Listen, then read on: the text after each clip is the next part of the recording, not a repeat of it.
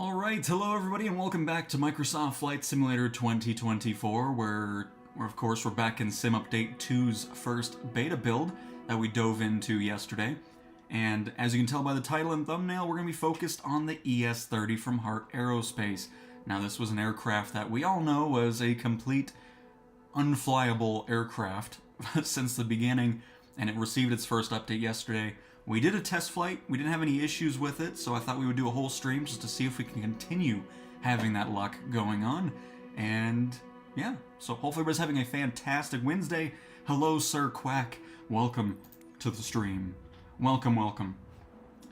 But alright. I've been enjoying Sim Update 2. I mean, I did quite a bit of it just kind of on my own yesterday, doing some more search and rescue. I did film a search and rescue mission, but I don't know if I'm going to post it just yet. We'll see. Hello, Dustin. Hello, hello. Welcome, welcome. Oh, we got a actually pretty hefty little flight with the ES-30 here up in Cody, Wyoming.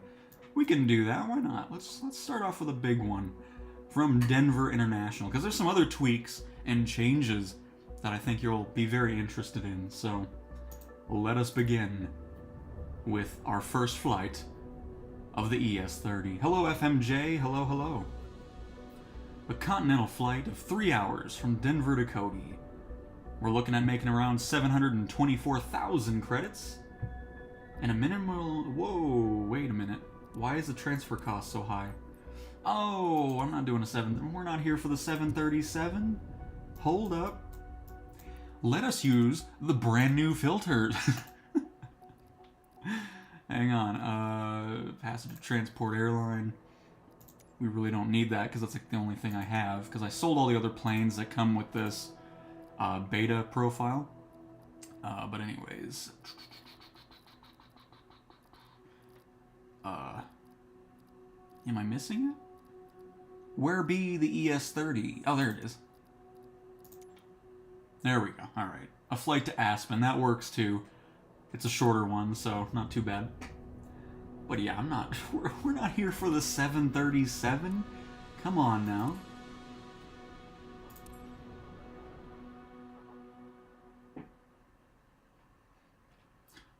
Yeah, I've noticed there's been some tweaks to passive income as well, where it's pretty much almost after every event or every mission that you complete, you're getting that passive income. So that 600 grand was only from the 737. It was over $1 million with all the other planes that you got in the build. You know, the Grand Caravan, the H-125, all that kind of stuff. So, really liking that you don't have to wait anymore for passive income. It's pretty much after every flight, from what I've noticed. Which is pretty fantastic. But yeah, SU2's been great. The other thing I want to mention is it's weird to me going into the Microsoft Flight Sim forums and... Oh, we're almost out of fuel. It's weird going to the Flight Sim forums and seeing people complain, oh, my sim keeps crashing because I have VATSIM or Beyond ATC and like all these third-party things. It's just like, I don't know why you'd go into a beta with that stuff in there. You're just asking for issues to happen because, first of all, those third-party developers haven't even made their product for the latest version of the sim, so of course you're going to run into issues. But it's just funny to me that people complain about a third-party program that they've installed for the sim isn't working with a pre-release version of this. You know, it's just odd. But anyways, let's dive on in. Unbelievable. The engine start button wasn't modeled in the Xbox version of the ES-30. Is that what we're talking about? Because yeah, I haven't touched the Xbox version of the sim in a while, so I'm not familiar with those issues.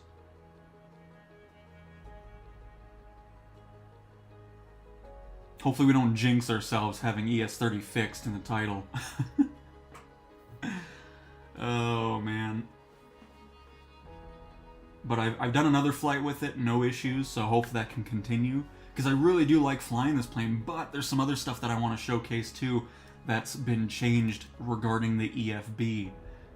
I think there's some nice changes there. Oh, and if you watched the stream yesterday, remember all those weird, like, pixelated boxes on the model of the aircraft and the horizon? After a reboot of the sim, all that was gone. So now my sim looks exactly like it did before the beta, so it's just some weird thing. And now we know if there's any weird stuff going on, we'll just restart the sim. It'll pretty much fix that issue, so. But yep, now our sim is looking beautiful again. Good morning, Captain. First time working together. I'm Jace, your first officer. Well, ma'am, you have quite the manly voice, I will say. But alright, Jace, if that's your real name. But alright, we should be all good here. I'm not too worried about that. We'll get through this cutscene that's gonna pop up. You don't like my squeaky chair? I've had this squeaky chair for about years now. It's pretty much a staple of the content. So it will not be changing.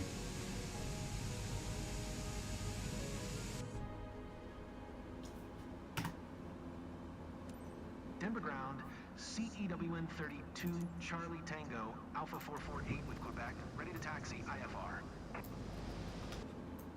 CTWN-32 Charlie Tango Alpha 448, taxi to and hold short of runway 26 using taxiway Alpha Sierra Alpha Echo Alpha November Bravo Sierra Kilo Charlie November Echo Delta Lima Zulu November Romeo 9 Romeo Romeo 1. What kind of taxi is that?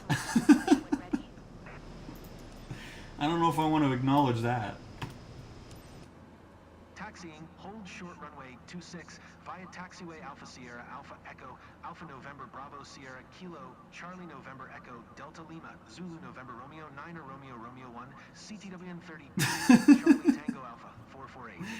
At that point, I would just shut off the plane in real life. It's just like, you know what? That sounds like way too much taxiing going on. Unbelievable. Hey, Binky! Things are going great. Hopefully the same for you as well. By the way, the welcome passengers has changed too. Passengers, our captain has turned on the fasten seatbelt sign. Please stow your hand luggage underneath the seat in front of you or in an overhead compartment. Make sure your seat back and folding trays are in full upright position. If you are seated near an emergency exit, carefully read the special instructions card located by your seat. A reminder that this is non-smoking flight, including the lavatories. If you have any questions, feel free to ask one of our attendants. Thank you. Oh, it's shorter this time, because I had one yesterday where... Oh, never mind, there it is. Emergency procedures. Dear passengers, please direct your attention to the front of the cabin for an important safety demonstration. There are identified emergency exits on this aircraft. Look around and locate the exit closest to you. Should the cabin experience a sudden pressure loss, oxygen masks will drop down from above your seat. Place the mask over your mouth and nose, then pull the strap to adjust it. If you are traveling with children, wear your own mask properly on before helping your children. In case of emergency, after the brace. Brace, message, tuck your chin onto your chest and bend forward. Place your head against the seat in front with your arms wrapped around your head. Oh! Ensure your feet are flat on the floor. A life jacket is located under your seat. If necessary, take the vest and slip it over your head. Pass the straps around your waist and adjust like this. Okay. The vest, firmly on the red cord. What was that? We just went under... it must be that bridge. Okay, I don't think that was the plane's fault, I'm gonna be honest. That still sucks. I was very excited about that flight. We popped up over the bridge somehow. Okay. Good. Oh, why didn't I pause it? I should have paused it. And not deal with all of this. Okay. Let's try that again and not go to Denver, maybe? I'm interested in seeing... Hang on. I want to test something really quick. Because I'm pretty sure that wasn't the plane's fault. I'm pretty sure it'll happen no matter what plane you're going under that bridge. Let's find out really quick. Hang on.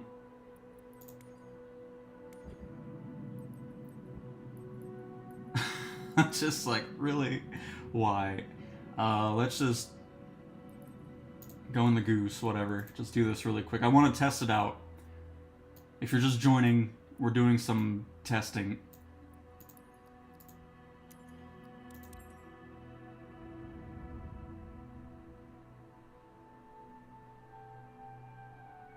Because something just went wonky. Oh my goodness. But anyways, it's kind of cool. I mean, I don't particularly think the pilot would be hearing the safety instruction part of it. Hello, TC Marshall. Welcome to the stream. Jeff, thanks for the content. I'm a 48-year-old nurse wanting to get into aviation. I'm sure once I start flying, I'll get a MSFS setup to practice maneuvers between flight. That's awesome, Jeff. Happy to have you in the stream. Welcome, welcome. And DF, welcome as well. Alright, let's see. I just want to see if it happens with any plane here. Because if it is, then something's glitchy with that bridge. Why am I doing this anyways? Just here. Whee! There we go. Do a little bit of this. Get this started on up. I don't think there was anything else I needed to take off on this. Because I just want to see if this bridge does it with every plane. CW-132 Charlie Tango Alpha 448 with Quebec. Request taxi for takeoff. Departing straight out. CW-32 Charlie Tango Alpha 448. Taxi to and hold short of runway 26 using taxiway Alpha Sierra Alpha Echo Alpha November Bravo Sierra. Try to keep the same speed here. Delta Lima Zulu November Romeo 9 Romeo Romeo 1. Contact tower on 128.75 when ready. Taxi to and hold short runway 26 using taxiway Alpha Sierra Alpha Echo Alpha November Bravo Sierra Kilo Charlie. Yep, November, okay. Echo It's Delta not the Lima, ES-30 then. November, Romeo, Cool. 9 That's why I wanted to go in here. I'll need to write that down. So there we go. I knew it wasn't the ES-30's fault. It's just something weird with that bridge. It's like, oh, you want to teleport above it? Here you go. Alright. We have recreated the bug.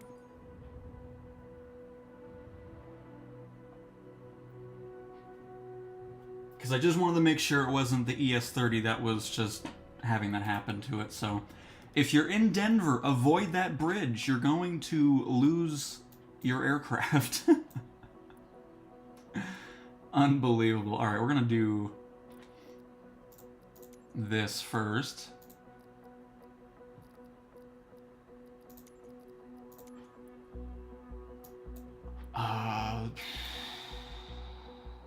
We'll do this flight. It's going to cost us a bit to move, but I don't want to do Denver again. I mean, we could do it.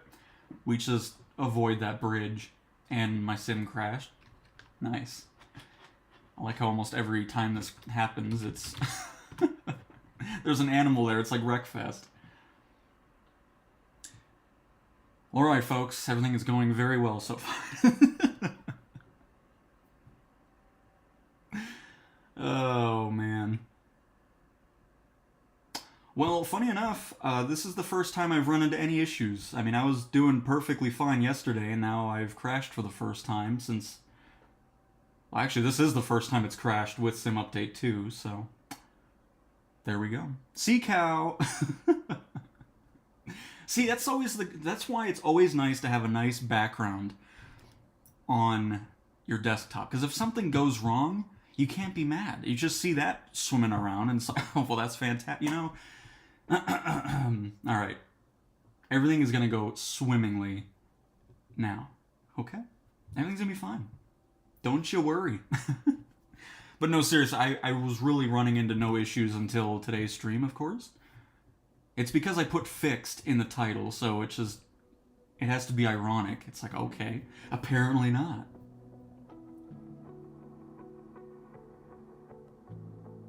I just wanted to showcase the load time from... I mean, I've never had issues with the load time into the sim anyways, but... It's crazy to me how some people are saying, like, oh, it takes 15 minutes to load into a flight and stuff. It's just... weird. Very weird. Because I've never seen that on either the Xbox or PC on the entire time I've played the sim.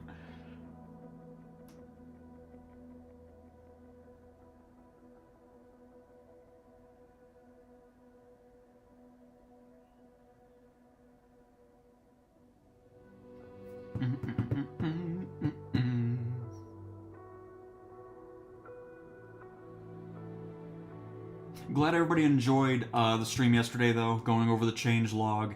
I added chapters to it, so that way you could actually scrub through, and on the scrub bar it actually shows what we're talking about at that time. I thought that was pretty handy to do, just in case you're wanting to see a specific thing in the change log and all that kind of stuff, so... let us try this again.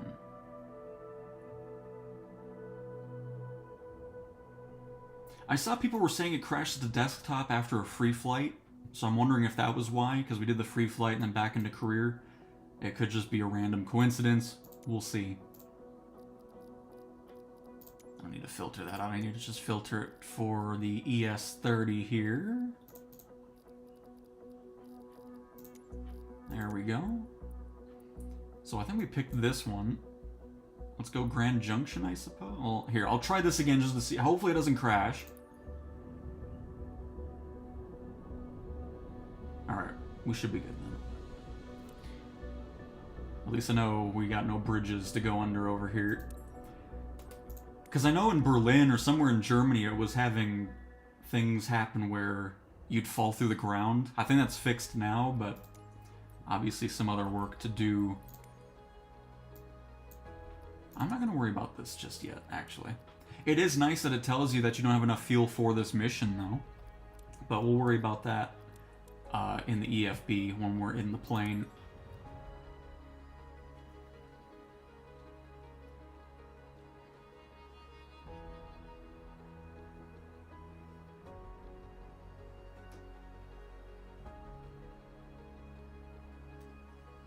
We have a number for you to call. Well, they better call whoever built that bridge, because that's their fault.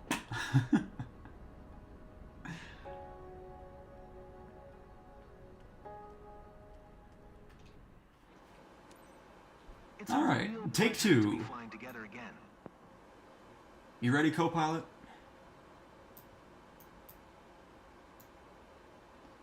Gonna be a much shorter taxi as well, which is great.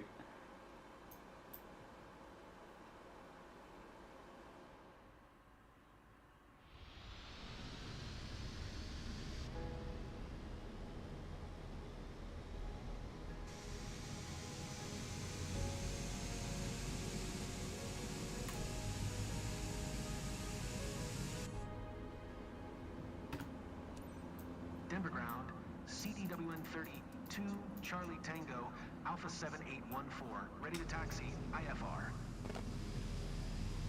CTWN-32 Charlie Tango, Alpha 7814, taxi to and hold short of... By the way, aircraft information is no longer blocked out, which is nice. You can actually get some details about max altitude, the range. Oh. Taxi to and hold short runway 26, using taxiway Alpha, CTWN-32 Charlie Tango, Alpha 7814. We also have more details now in the route page. Instead of it just being departure and then nothing else, you have departure procedure en route, the arrival procedure, the approach procedure, and then you can also change that up too if you want to, which is pretty cool. So, thought I'd show that. And then you can finally change the fuel, especially batteries. You can actually change that now on the fly. It lets you do it and load it into the aircraft, so if you're running low on battery power, you can actually add some to it, which is great to see. But anyways, let's go ahead and get rolling here. Uh-oh. No! Why am I in reverse? Don't do it. Don't do it. Don't you do it. Okay, we're fine. I might have accidentally went into reverse at some point. Dear passengers, our captain has turned on the fasten seatbelt sign. Please stow your hand luggage underneath the seat, in front of you, or in an overhead compartment. Make sure your seat back and food trays are in full upright position. Because I was going to show, there's a weird glitch on every plane when you zoom in and out. The lights just turn on and off. It's less noticeable in the daytime, of course, but something to keep in mind. We did notice that in the 737 earlier. Because, yeah, the ES-30 is one of those planes that has... Like, I need to figure out if I can disable that, because I do not like it with the Thrustmaster. Because if you go idle, it automatically kicks into reverse, and it's one of the worst things in any plane in the sim, because when you're trying to get a nice landing going, you pull back too far, auto goes into reverse, and you just kind of drop out of the sky on landing, and I need to figure out if there's a way to shut that off, because I don't want that. I'd rather make it to where I have to hit another button in order to engage the reverse. Because how it just automatically goes into it just sucks, because I don't have any detent in here. You know, like some sticks have the stop point, and then it goes into it. The Thrustmaster doesn't have that, so I really need to look into that a bit more to see if I can disable that feature, because I've never liked it. To inflate the vest, pull firmly on the red cord, only when leaving the aircraft. If you need to refill it, blow into the oral inflating system. Whistle and light. It's not fixed at all on the Xbox, even in the beta, kicks you out as soon as you load in. Well, I am just talking about the PC version, as I have not done any testing on the Xbox version. Hey Grizzly, welcome, welcome. Well, I do too, but some planes just have it, because, watch, hang on. I don't know if it'll do it now, it just kind of randomly does it on planes, which is really weird. Yeah, it doesn't seem like it wants, but yeah, it's just, I don't know what it is, because I have it set that way as well, where I go idle, then hit a button, and then forward throttle again, just to get reverse to kick in. But some planes just do it on their own, and they need to change that, because I really do not like that at all. Because then you have situations like that where it's like, okay, I don't want to go into reverse, thank you. Denver Tower, CTWN-32, Charlie Tango. Because here, I can show you what I have set up for it, actually. Well, here, while we're here, I want to see if there's something that can just get rid of that. Reverse. But see, this is my button I have. But then, it's weird. Some planes that have reverse don't do it, and then there's other ones that do, and it's very odd. But yeah, that's my toggle throttle reverse button that I have, and then I bring it back up manually. So, it's just something I'll need to look into. 7814 ready for departure. Runway 26, IFR to Colorado Springs. CTWN-32 Charlie Tango Alpha 7814, altimeter 3025. Cleared for takeoff, runway 26. Cleared for takeoff, runway 26. All right, let's go ahead and get our Charlie Tango Alpha 7814. electric engines on. Get a couple notches of flaps going.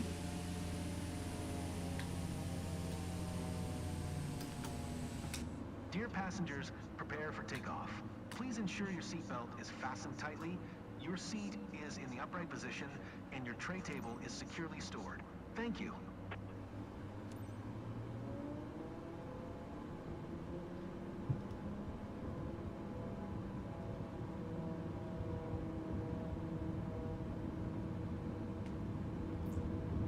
I notice it leans a lot when it's windy. That's one thing I've definitely noticed. I'm trying to put some left wing on here to keep us level a bit.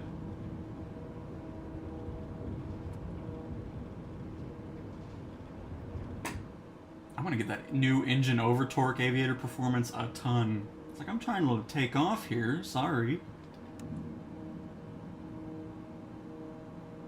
I mean, we can just go not full power, of course, but it'll just be like the landing lights in the beginning where we were always getting that, but I'll get that situated.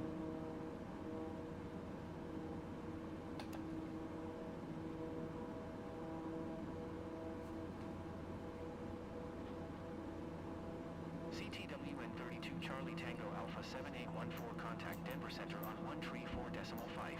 Good day. Trying to get all my stuff set up, please. Decimal 5, CTWN-32 Charlie Tango Alpha 7814. Denver Center, CTWN-32 Charlie Tango Alpha 7814 is at 6,700 feet, climbing 13,000 feet. I need to figure out how to change this, though, on here. I don't know that specifically. Denver Oh, never mind. I know now. It's fine. We're good. Never mind.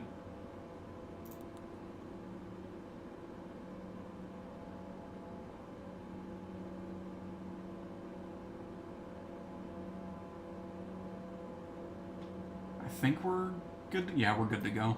At least I think we are. Because I'm not seeing GPS up here, but... Oh no, FMS, we're good. Cool. And we're in the air! In the ES-30. Yeah, definitely Binky. And Sir Quack, I think you said that too. I read in the notes there's a quick pre-flight bind now, so you don't need to undress your plane. Oh, I mean, I've never was bugged by that, but cool for those that didn't want to do that. Very nice. I don't think the ES-30 does have auto throttle, no. Oh, it has speed hold, though.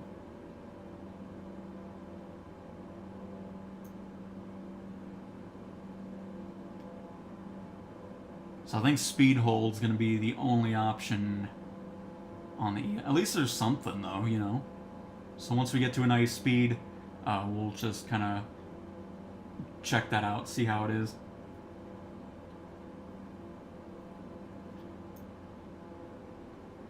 Oh, now I can actually show it. So, you know, with this one with the battery, well, I guess we don't have to worry about it just yet. But here we can add, you know, refill the batteries if we want to. It'll actually load it into the aircraft now, which is cool. Same thing goes for fuel. If you wanted to add some to it, there you go. It finally works in here, which is awesome. So just in case you're in a little bit of a bind and you need to get some fuel going in your aircraft, you can now do it directly from the EFB. Same goes with electric vehicles. You can do it with the batteries too, which is very nice.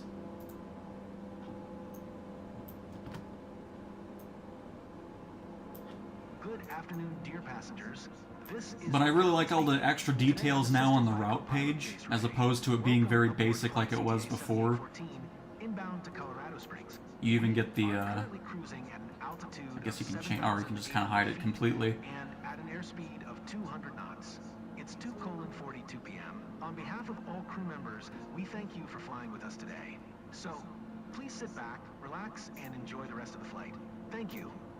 And you can change the procedure if you want to VFR pattern, direct. And if we look at the approach procedures to Colorado Springs,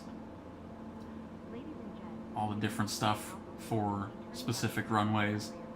I don't know too much about this stuff, I'll just leave it as it is. Well, actually, here, we can change it up, because I don't really want to do all that. Let's see.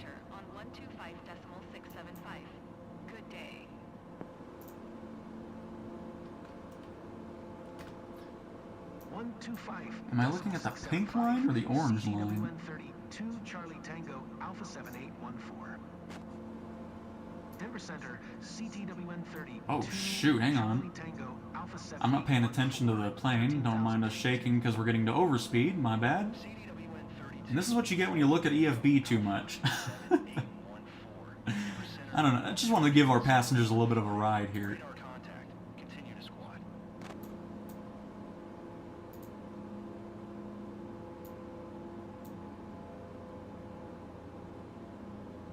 But yeah, I don't know what I'm doing specifically here, but oh, we got straight. Oh, this looks much better. I mean, I'm not going to do all that, but...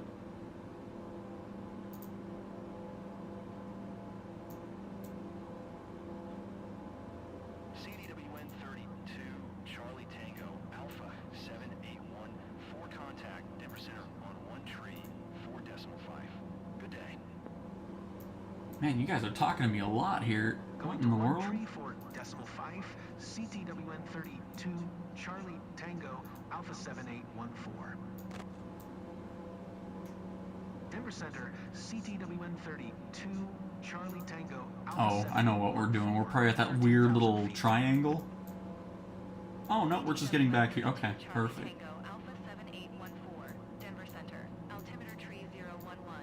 But yeah, I don't know what I'm doing with that, but it's still cool that you can actually change the procedure from the EFB and all those goodies. I don't know what I'm doing with it, but, you know, it's fun clicking some buttons and seeing things change. But alright.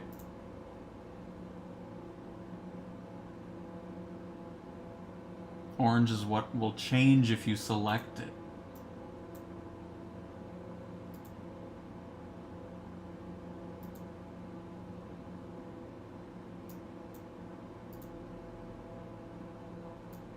Oh, because we're not even... Yeah, I see. I didn't even hit the change procedure. I was just doing that. Oh, there we go. So it does get rid of that extra stuff. Now we have a nice little pass, turn around, and line up with 1.7 left. Cool. But, you know, just thought I'd showcase it. I thought that was pretty cool. I'm sure it's not as in-depth or anything else, whatever, but it's still nice having a bit more to do in the EFB as opposed to what it was before Sim Update 2, so I thought it was worth showing.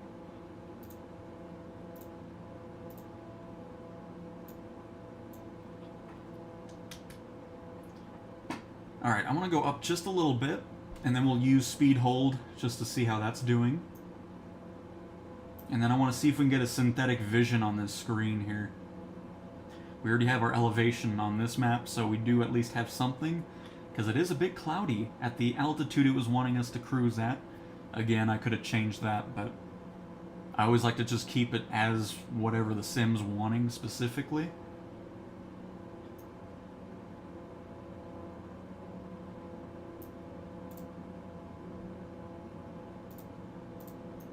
There it is. Nice. A pretty simple cockpit to kind of get familiar with, too, which is nice. It's not too overly complicated.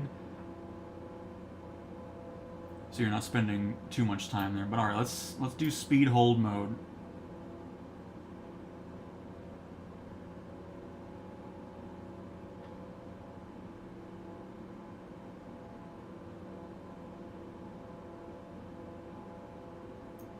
I don't know if there's something else I need to...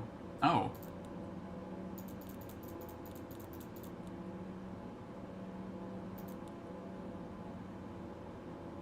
Do I need to turn on something else for that? I would imagine. Flight director? Oh, it's already on.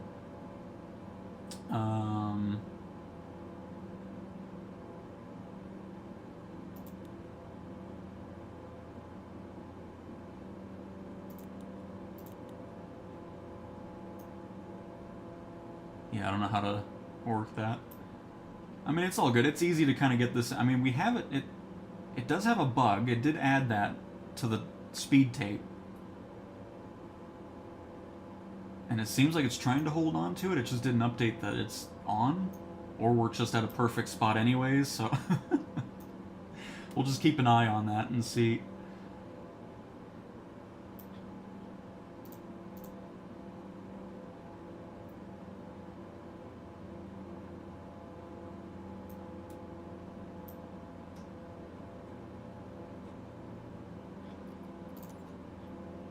Alright, now that we're done with the bombardment of ATC conversations, we can pop on outside. Oh, hang on. Gotta change my settings here.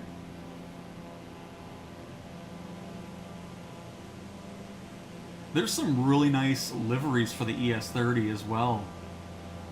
Hopefully we'll have some customization options soon in career mode, instead of just being with one default livery. Or at least make it to where when you buy a plane, it just gives you a random one. But being able to pick it ourselves would be pretty nice.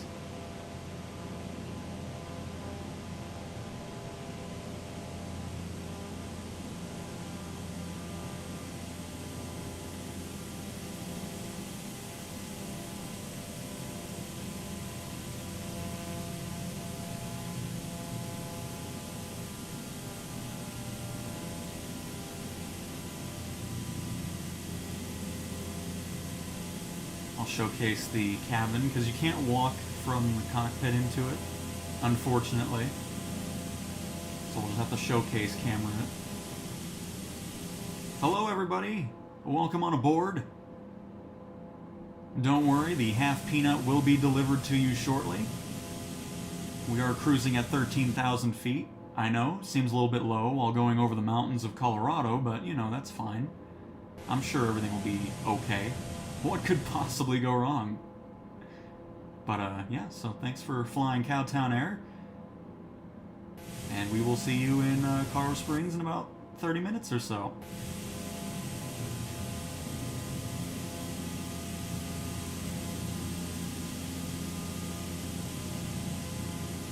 It is a really cool plane, though. Just don't mind the...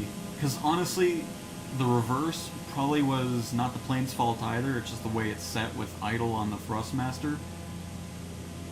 And then, of course, the bridge in Denver was just something's wrong with that bridge. So I'll have to make note of that.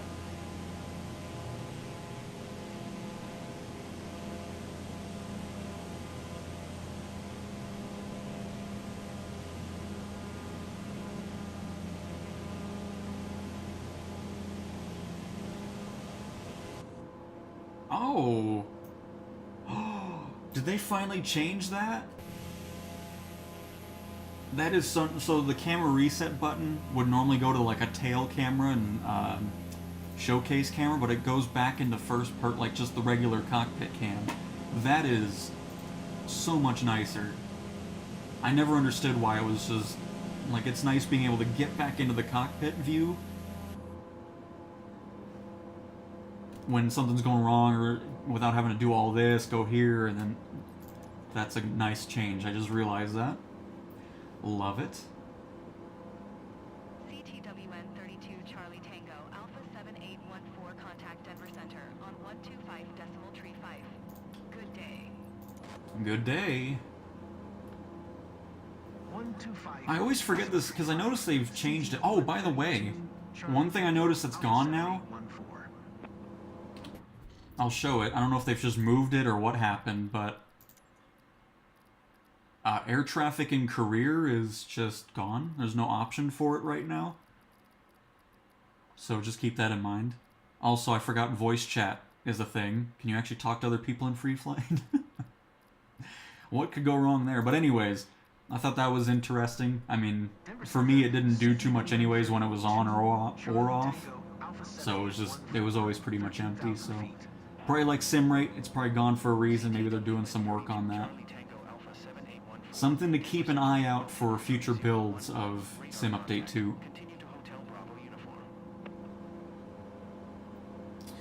Had issues with the Autopilot. We are in Autopilot right now. Did you change your settings? Because it isn't set to FMS, this pink magenta line. It's set to another nav source. So you need to have FMS if you're trying to go onto nav mode. If you're not, it's not going to attach to your flight plan. So make sure you're on FMS mode, and then that way nav mode will work. And then with altitude and all that stuff, it's pretty much any other aircraft. Set the altitude you want, hit autopilot, and you're good to go. But yep, if you're not set to that nav source, you're not going to have it follow your waypoints.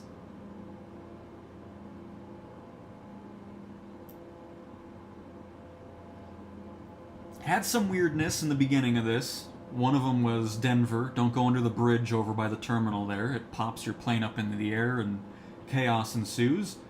And we had one crash, but I think that was because of some other nonsense. I don't think we're going to crash anymore. But other than that, everything's been going great. We're flying the ES-30, doing some flights today in it, just to kind of do a bit more testing with it. As we all know, this plane was pretty much unflyable. There were some little things you could do that would make it work maybe 5% of the time. But so far, fingers crossed, everything's going well.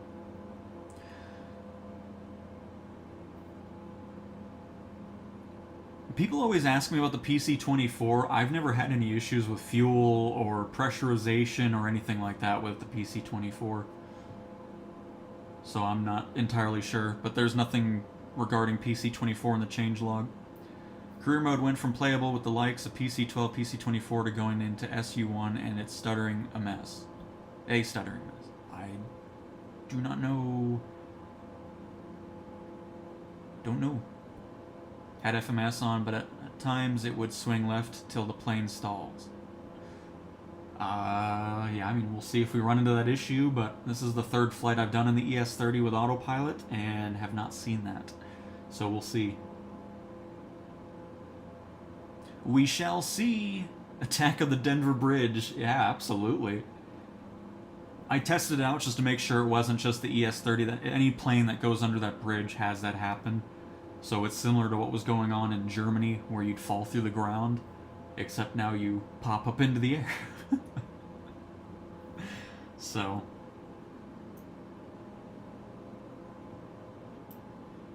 high mountains. Looking nice.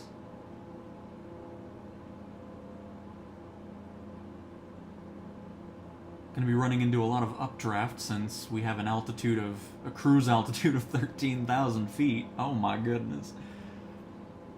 We should be okay. I mean, we'll start losing these mountains pretty much after this one. We'll have some other little smaller ones in the distance, but that should be as close as we get to the mountains there. And it is busted. It absolutely is. Looking great. I'm glad they figured out the weird, like, blurriness of the satellite imagery, or the aerials. It looks so much better now. I think the trees have been changed too. Like, they look more... I don't know, they look better. Just looking at them from a distance here, they just look natural. I don't know if anything's really changed. There was a whole thing about fauna and vegetation, so I'm sure there's something in there. I didn't bother reading it, because they changed, like, all kinds of stuff regarding tweaking some of the biomes that were being placed and so forth. Had a little bit of a load there. I'm just glad that pixelating thing that was going on the clouds and horizon was just needing a reboot of the sim, and it was gone, so... looking fantastic.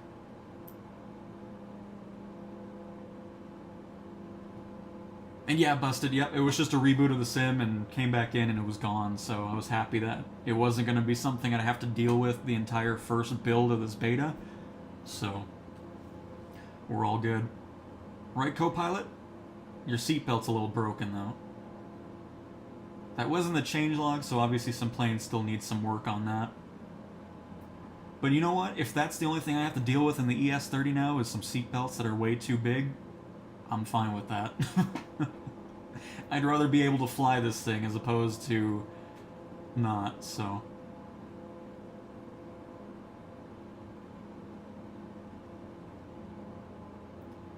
I would imagine, this is just me guessing, but I would imagine heavy cargo and super heavy cargo will probably be in one of these beta builds at some point.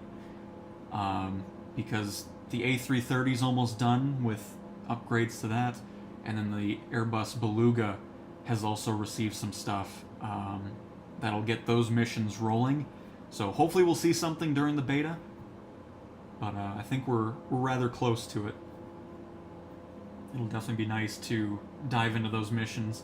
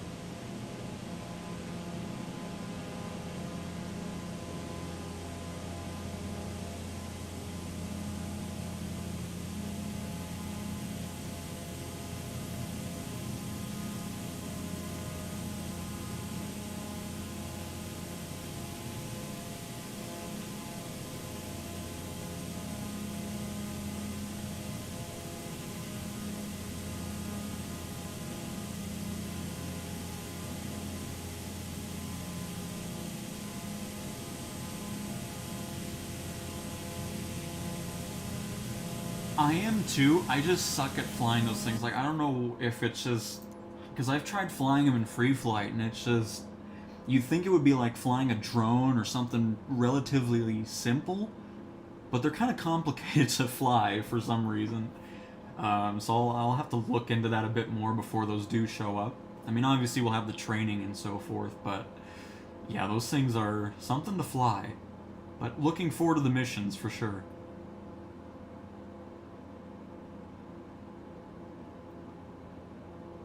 things should be a little less turbulent now. I mean, again, we just have this very low cruise altitude, so it'll be a bit bumpy here and there. The one thing I still don't like about this plane is it seems like the gears just really have no suspension to them. Like, they're just stiff. So when you land, no matter how soft of a landing it is, it always feels like a hard landing. I mean, I'm not great at landing it just yet as well, so it might be a mix of that alongside the gear. But yeah, we'll try to get some good landings in with it. Okay, good. So it's not just me that feels like those quadcopters or the, you know, electric eVTOLs. I think they just need some more work. Because there's really no reason for them to be that complicated, I wouldn't think. I mean, they have all this tech for, you know, flying itself and all that, yet it's the most convoluted aircraft in the sim. Anyone having the issue that the EFB no longer displays airports, restricted areas, and other options? Well, let's find out. Let's find out together, shall we? Oh, here, let me do this.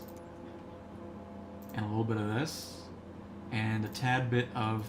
oh, yeah, I hit the wrong button. Nice. There we go. Let's see. Map settings. Navigation. The airspace is right. Oh, I see what you... like, there's just nothing really popping up. The airports do. I don't see any VORs. I don't see any waypoints, airspace. I'm assuming that's what you mean. Because then, yes, I am having the same things. Oh, there's the new fauna setting, I think. I don't think that was there before.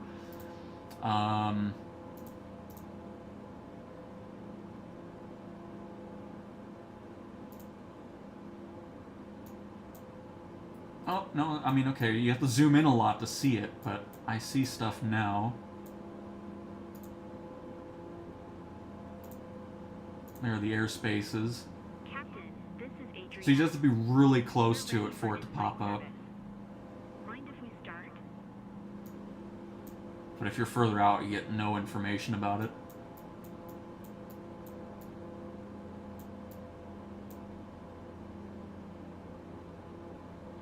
What was that? Oh, it's time for the half peanuts to get delivered. Fantastic. Absolutely, let's get that out. Dear passengers, services on today's So, yeah, they can... Colorado Springs. In a few moments, we will be they can make some tweaks to that. service, Well, I mean, beverages from fruit juices to cocktails. I feel like you'd still be able to see it here, but having to be so far... I mean, I guess you can kind of go along your flight path to see it, but still, I think there can be some changes for sure. Oh, and then this is after a go-around, what you would do, and then you get another call and you go back into... That's what this is all about. Okay. Because, by the way, if you're just joining, there's been some tweaks to the route page. You can actually have departure procedures en route. They actually give you that now in career mode flights. And you can, of course, change these as well if you're wanting to, which is quite nice. So if you're wanting a little bit more to do with that in your career, you can do so now. The change button is not there on the horizontal layout or the landscape, but yeah, you can change up the arrival, all that kind of stuff, which is pretty cool. I'm not going to mess with what we have though, because I'm pretty happy with what we have set up now, but pretty cool.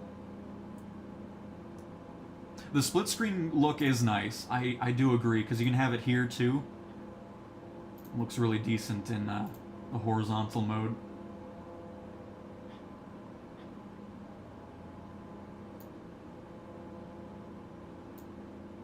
But yeah, hopefully that answers. Hopefully that's what you were talking about. If not, then I'm sorry, but that's the only thing I can think of regarding the, you know, restricted airspace and so forth.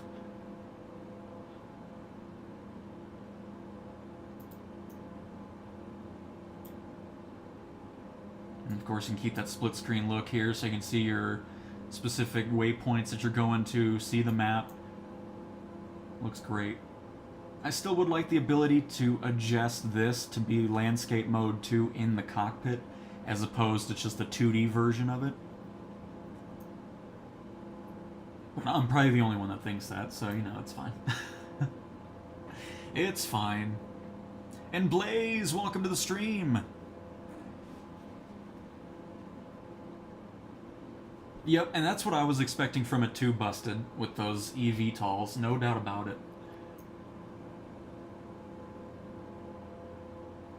That's probably why those missions aren't here yet, because there's some work that needs to be done on those aircraft.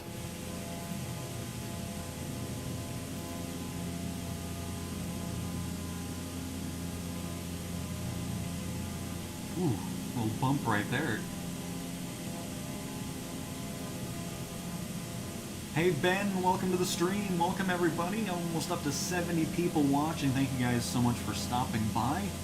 Checking out our flights with the ES-30 today. And so far, so good.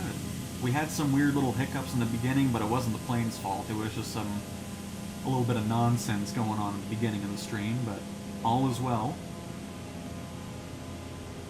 And yes, Justin, things have been looking so much nicer. Oh, by the way, since everybody's here, another thing I love about the EFB, we've shown this off already, but I like to keep showing it off because I think it's an awesome feature, finally. One, you can actually get the aircraft information. That was always grayed out. So now you can actually see max altitude, cruise speed, get all those nice little tidbits of information that you want. But now if we go to flight performance and mass and balance, see our battery right here? Let's go ahead and get this thing up to, I don't know, let's get it full again. Load aircraft. Boom. You can do that with the battery and fuel now directly from the EFB.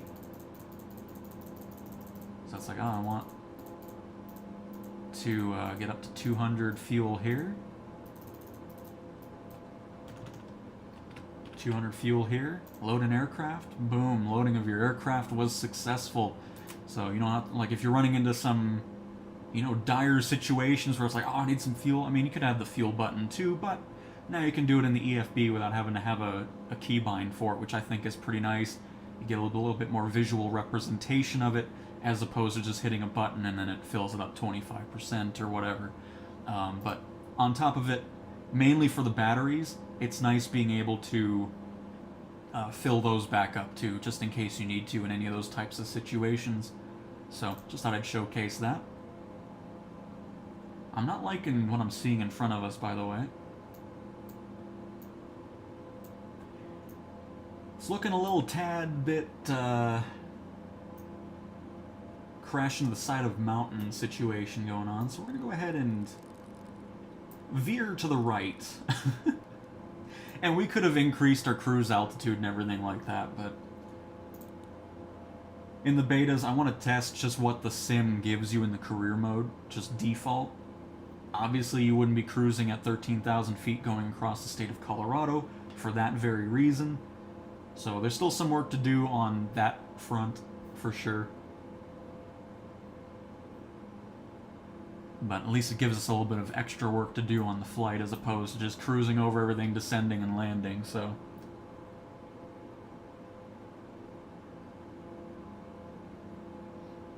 Ben, oh, not Freshy. Hello, hello. Lovely day in the sim. It is.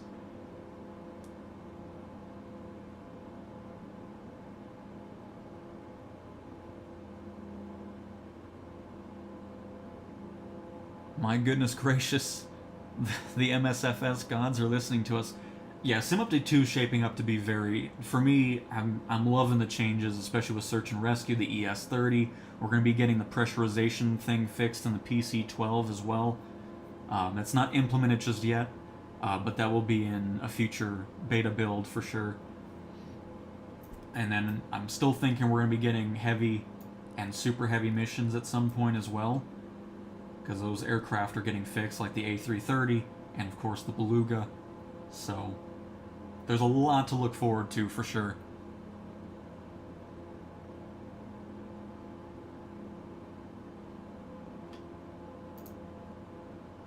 Oh, look at this little information. Oh, so we can just see it directly. Oh, that's cool. Okay. Nice. Love it, Binky. Thank you.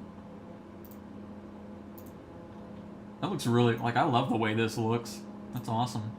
By the way, get rid of the, I want satellite. Much better. Nice. Look at that.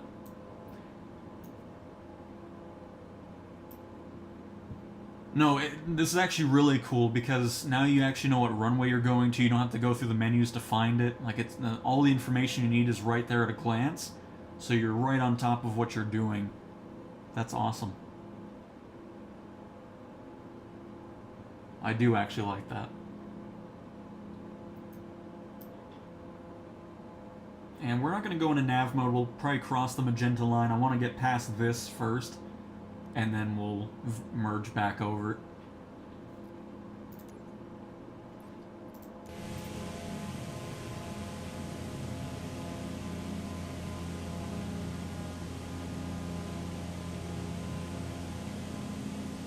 I can't get over the tree. I don't know what it is with the trees, but I think they look better. Even from a distance. They just look real. I don't know if anything's really changed, but something must have, because they haven't looked this good. But okay, that's the last time I'll bring up the trees. I'm sorry. It's just, they look cool. CTWN32 Charlie Tango Alpha 7814 contact Denver Center on 119.85. Good day. Good day. 119.85. CTWN32 Charlie Tango Alpha 7814. Denver Center, CTWN32 Charlie Tango Alpha 7814. 13,000 feet. CTWN32 Charlie Tango Alpha 7814. Denver Center, altimeter 3020. Radar contact, continue to flood.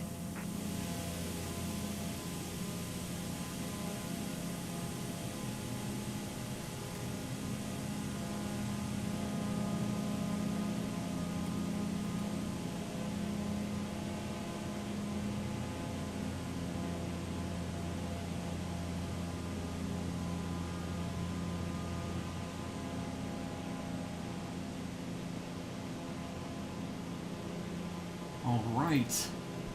About to cross this last little bit here. And then we can merge back up with our nav route. And Jeff, what is being tested? I mean, there's a lot of stuff being done. I did a whole stream yesterday, but here, let me get the changelog. It's a gigantic one. This is the biggest update that Flight Sim has ever received.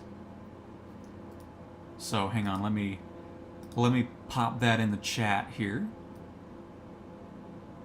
And that'll kind of just give you a basic understanding of a lot of stuff that's being there. Memory logging is going on.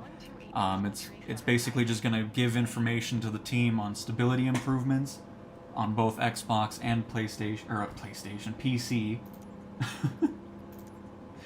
And we got that going on. Just a bunch of stuff regarding performance, stability, aircraft, general bug fixes, improvements to, you know, all the different modes. There's just a lot going on here, so I will go ahead and pop this on in here. And that is the changelog. I guess I should add that to it so people don't think it's like some scam link or something. Hang on. Oh, here, hang on. I'm going to remove it really quick. SU2 changelog. There we go.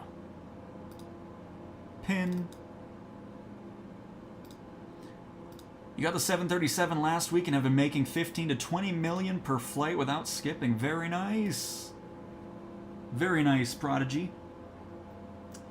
And let's see here. Is this in the beta or is this in the live sim? This is, every time there's a beta, I'm always playing in the beta. I don't go to the live build unless Sim Update 2 is officially out. So yep, this is all beta.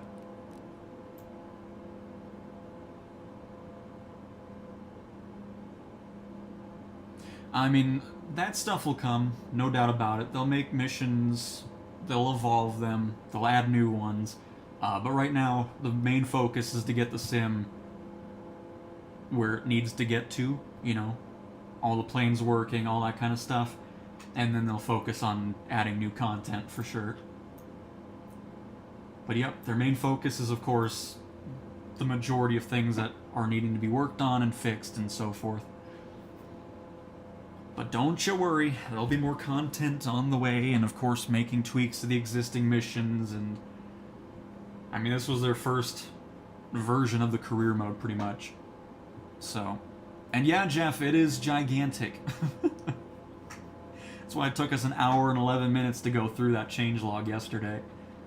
I mean, I did skip a few things, like, you know, developer stuff, because I don't really care about that particularly. If I was a developer, I would, but most of that is gibberish to me, so I skipped those, but...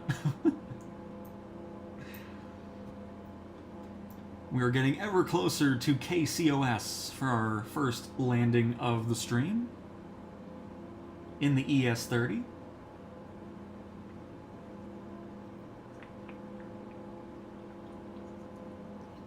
Get some water going on here. By the way, what are the static cameras on this? Do we got any good ones, or are they all just kind of floating? Oh, yeah, look at that little wing, under the wing camera. Nice. We can kind of cycle through these a little bit while I check the audio. I know that's good to do after an hour of streaming.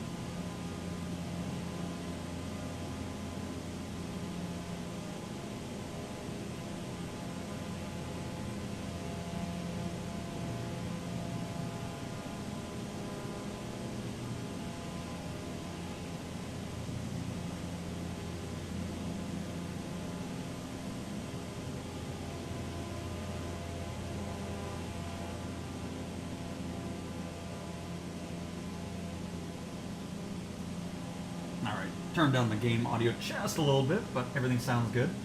And Omar, yes, I've been loving the search and rescue missions now. I recorded a video, I'll probably post that over the weekend or something, kind of diving into that a little bit more.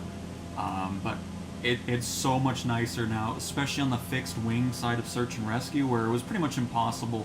It wasn't enjoyable to do those missions, and I mean, it's just so happy with that.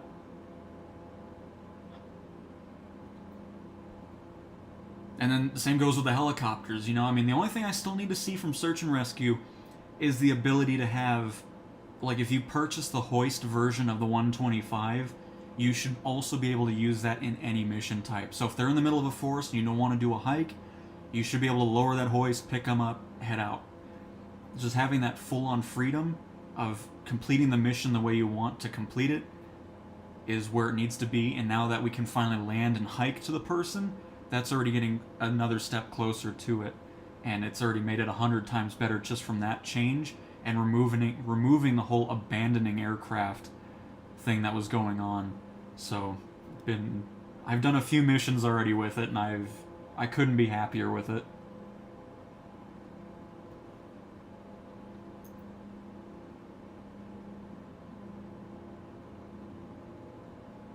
Alright, a couple more waypoints and we'll turn left at Fisher to head north. We'll go by the airport and we're just going to follow the path that we selected, because we did change our approach procedure. Because you can do all that stuff now. It's all set up. Look, I love the colors we got. I mean, it's just... I love the changes to the EFB. For sure.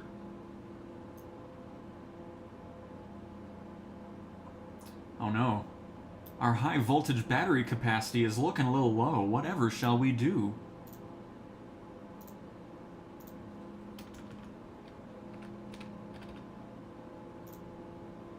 Alright. Look at that. We're up to 65%. Perfect. We're turning because now we're matching up with our magenta line, our flight plan, since we kind of broke off of it a little bit to miss some of those peaks.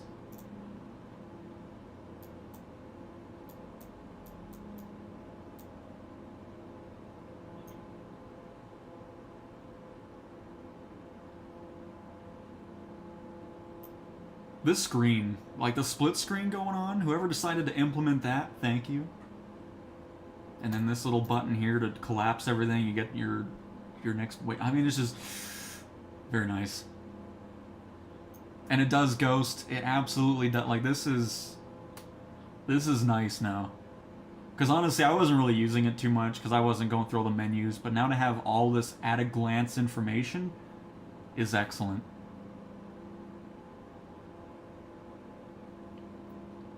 King Bob's, other than the random little hiccups we were having in the beginning, I'm probably 5 or 6 hours into SU2 now.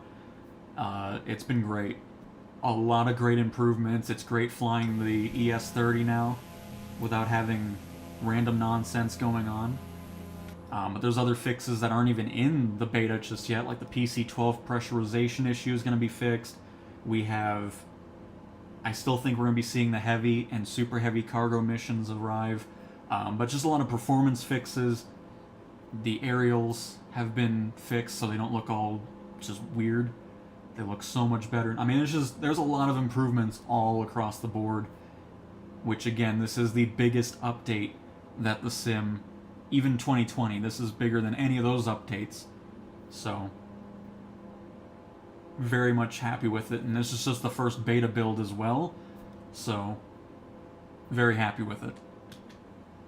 Is my short answer. Before I drag it on too long here.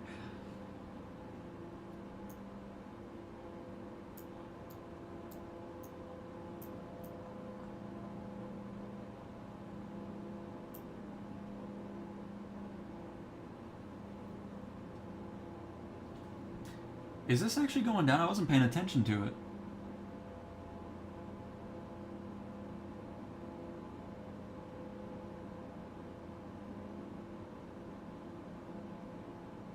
I'll look at it again.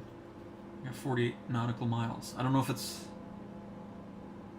I don't know. I don't know if it does update or not.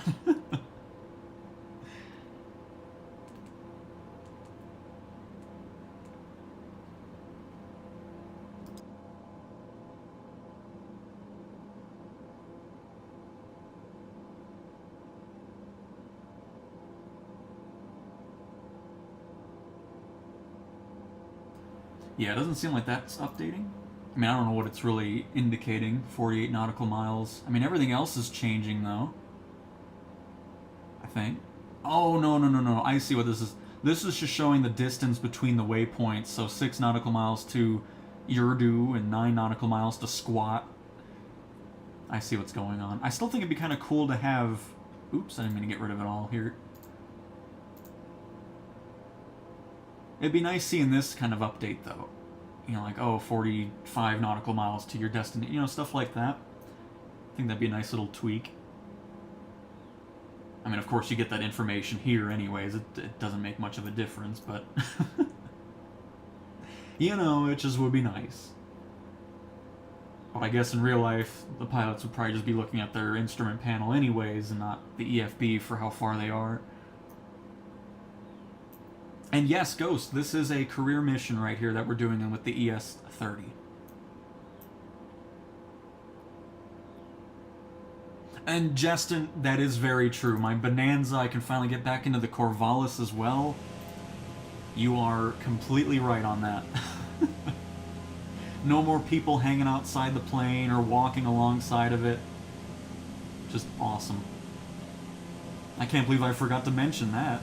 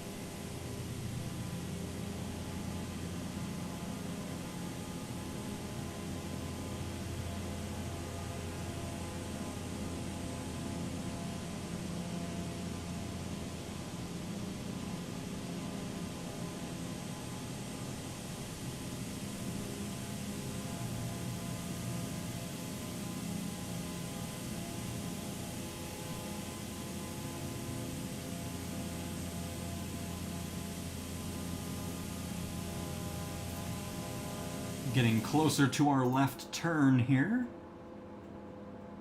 which we may as well have our camera set up for that turn. Make it look nice.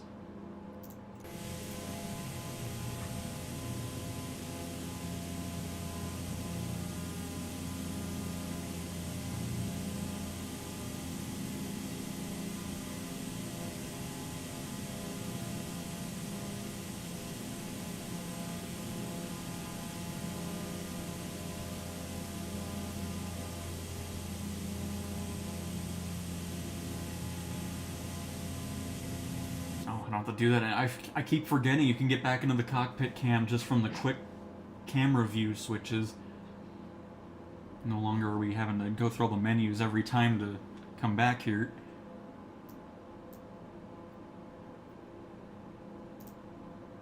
And by the way, I think we'll switch up our orientation mode to track up.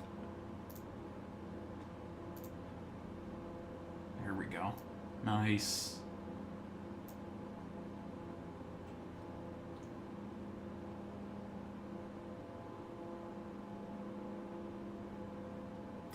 What do you mean by point deduction? Oh, you're just talking about like the scoring. The scoring's been adjusted as well. Especially on the airline passenger side, it should be a lot easier to get to 100%. Because you pretty much couldn't get to 100% before that.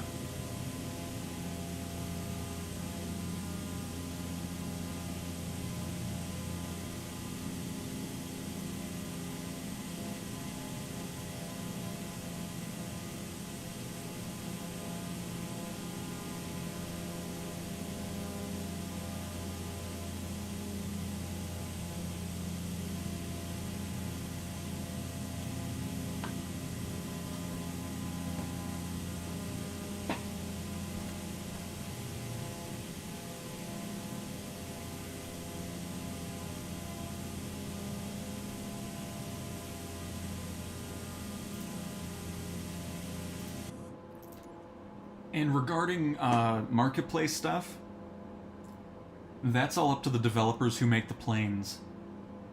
So I'm hoping we'll start seeing some of those developers actually support career mode, because so far none of them have, which is disappointing. But as I've been saying, it's like if they're not going to support career mode, I'm not going to bother buying the plane. So in the end, it's saving me money, so we got that going for us. But definitely hope we'll start seeing some developers support it for sure.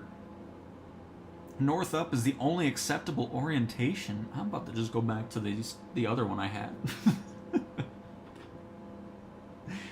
Unbelievable.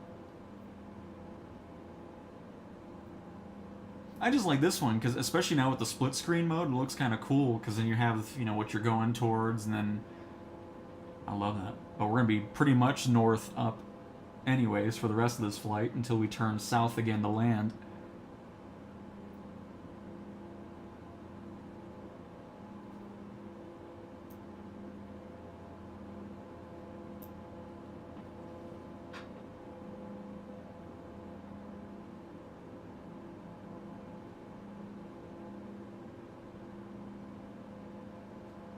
By the way, does anything work here? Weather? Oh. I don't want that. Never mind. Go back to the map. We're not going to have much weather to go into. We got charts, too, which is pretty cool. Oh, look at that. Oh, hang on. Nice. I didn't realize the charts worked in the plane itself. I thought it was just the EFB. Very cool. Airport facility. Is that a... Wait.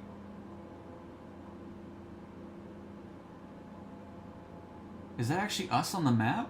Is it moving?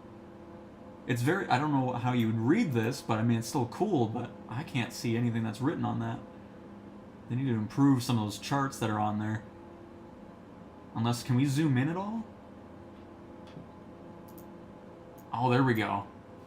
It's just a bit weird on the, It actually puts us on the map of the chart, too. How cool is that? What?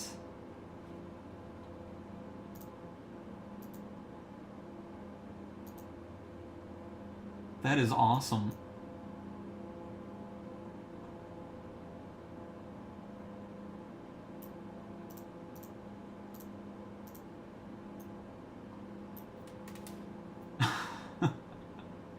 I was just expecting the chart, but the fact that it actually puts you on there, very cool.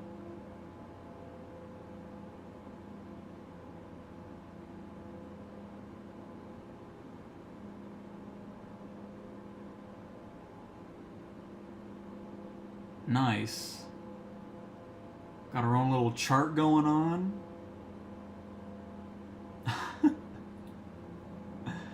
Because I don't remember the chart options being a thing on this plane before. Can even change all the different stuff, fit width.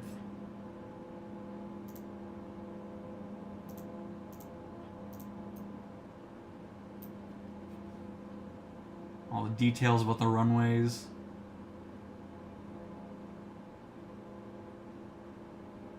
Huh.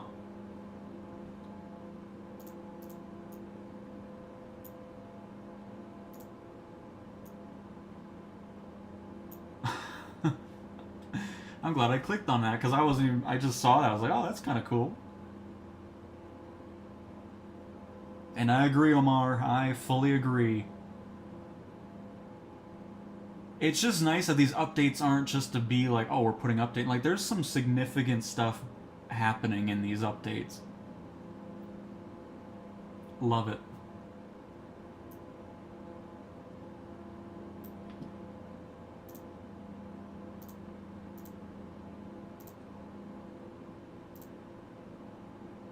Oh, these are our approach.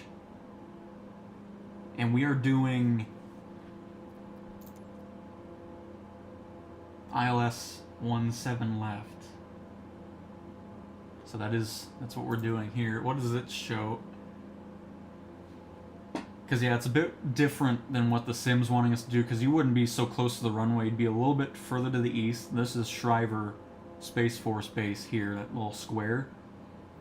So you go around that, you turn, and then you line up that way.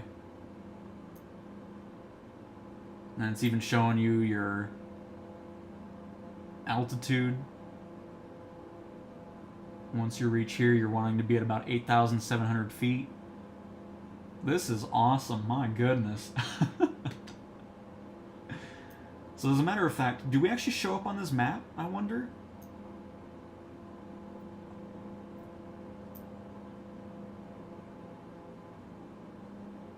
Because we're not going to show up on it just yet. We're still south of that.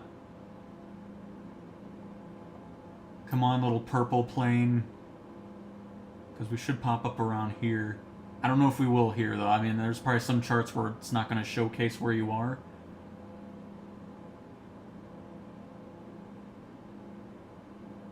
Oh, it does! Oh my goodness. That's awesome.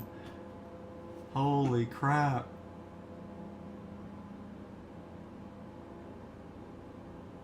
I really love that that happens, because now it's easier to kind of learn these charts. You know, like you can actually see where you are as opposed to just kind of guessing. And you can really kind of dive into this a bit more.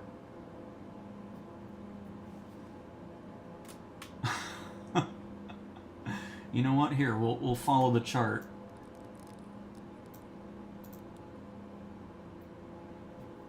I was not expecting us to pop in there, and then all of a sudden there he is.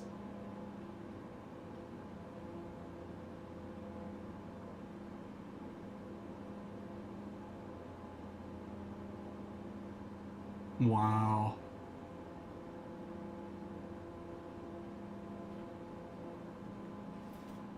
And what we're going to do too is I'm just going to cancel out of IFR. I mean, I guess I've never switched over to him, my bad.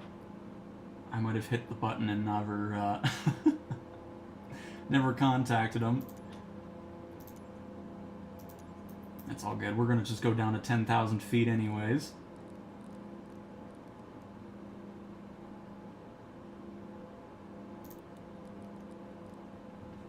Pull back on the power. About 1,000 feet per minute. Don't have to go too crazy. By the way, does it do it on the EFB now too?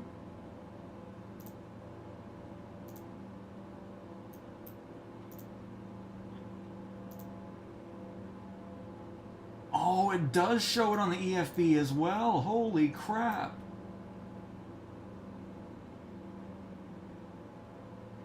I absolutely love this update. So now if you don't have like a glass cockpit and you're just flying like an Cessna or something, you can get that same information going on. Wow.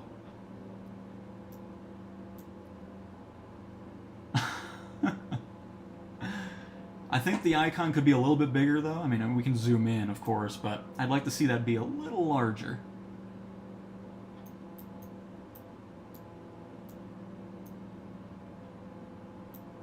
Pretty much like it is in the ES-30. I think that's the perfect size for it.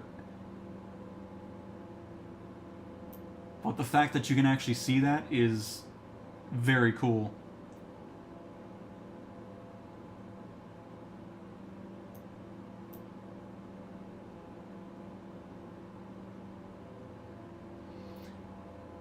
I mean, so far the performance has been very nice. I mean, I don't have any complaints about any major issues. Even landing at bigger airports that are handcrafted, I'm not really running into a lot of those, you know, stutters or anything anymore when you're about to land. Because I've done some landings into Denver, and it ran just like it was a small airport or something. So there's definitely been some improvements to performance, no doubt. And nice, Omar. And alright, you sold me. I like the charts. I will make my sim work again some way, somehow. I must. Nice. Yeah, this is cool. Because, I mean, I never... Having just that icon on there adds so much to it. Because I don't know much about the chart side of flying. But now to have a visual representation of where we are, we can see, like, okay, we need to get to 10,000 feet on this part. Need to get to 9,000 in... by this waypoint, 8,700 by P, and then 6,609 by there, and then landing. Like, it's just... This is so cool. Oh, man. Passing 10,000 feet. Alright, we're at the 10,000 here. Let's go ahead and start following our arc. Because, you know, most of the time when I was doing this in flights, I was kind of just making up my own path, you know, just kind of trying to make it look as good as... But now we have all these, like, it's... Ooh, man. I was there to love Sim Update too, but I love it even more now. I mean, the fact that we can see where we are on the charts in the plane, if it supports it, and in the EFB.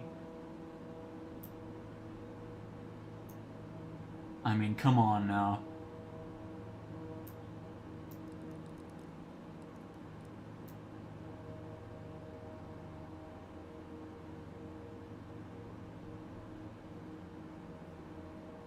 So cool.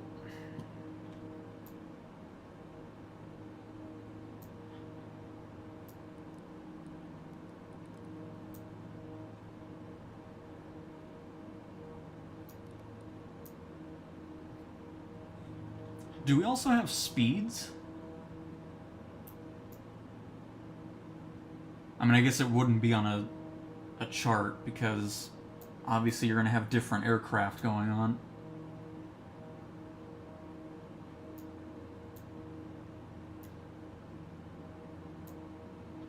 That's alright, we can figure that all out. Our first time following a chart. Oh, man.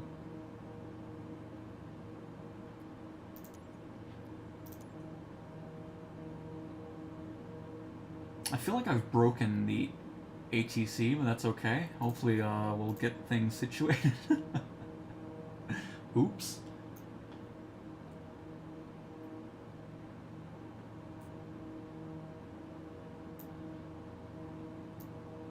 Gotcha. I mean, it's all good. We can just kind of base it off of the experience we have with the plane anyways.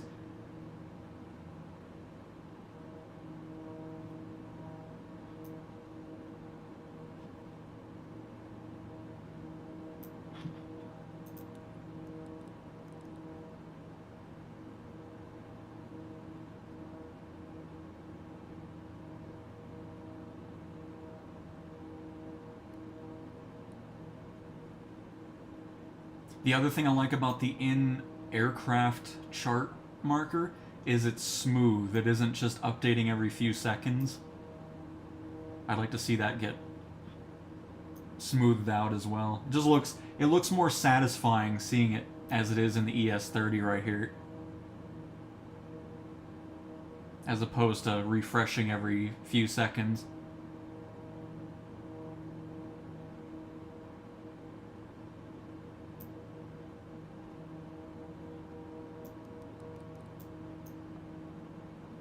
Oh, it's just for... Oh, it's all good. I mean, I wanted to follow a line for the first time, so...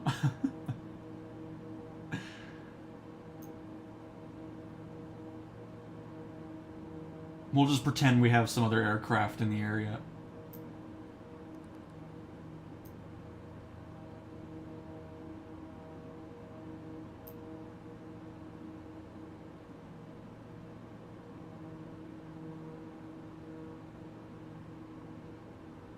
Omar, it seems like they've tweaked the, like, how strict it is, because I haven't seen it really at all anymore. I don't think I've actually seen it in Sim Update 2.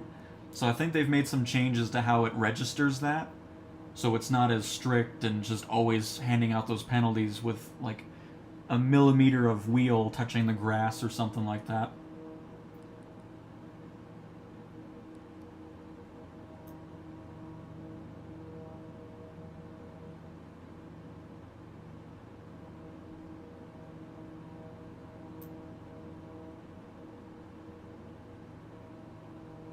And DF Blaze should be able to answer that for you. I'm sure he knows. He's our resident expert in everything Vision Jet.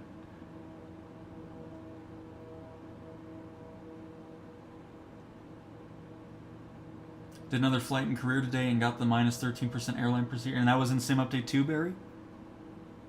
The beta? Because I know they were saying that that was going to get changed up here this time around, so maybe it's not fully implemented just yet. Because I think I do remember reading something about negative procedures. So we'll see what we got going on here.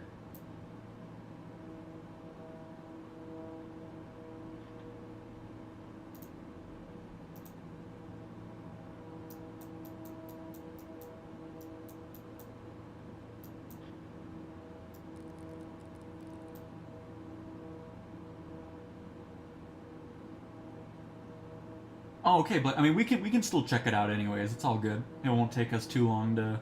Well, maybe it will, because I don't know much about the cockpit of the Vision Jet. I think it's a similar setup to the ES-30 here with this screen. I'll look at that. Now we can get line. Oh, I love it.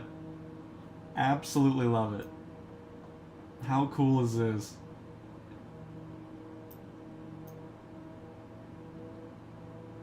Now we're all professional out here. Because legitimately, this is the first time I've ever used charts in the sim. Ever. I mean, we looked at it when we did the flight planner on the web browser. I mean, it's cool to have all that stuff in there. But I'm definitely going to be utilizing these all the time now.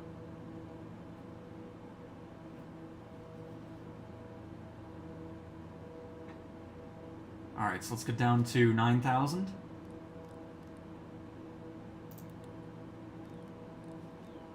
Pull back on the throttle.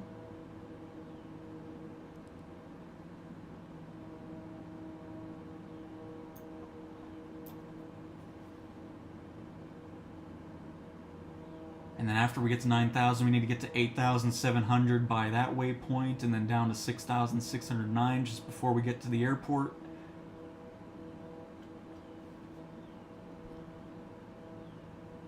Bit the bullet and joined the beta. Nice, FMJ.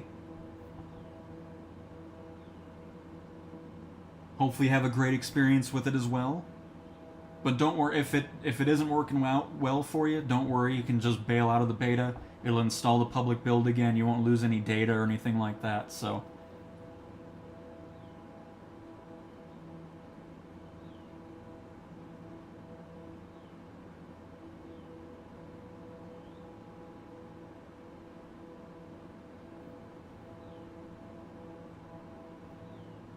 I told this is just looking at our little plane. Oh, it's great.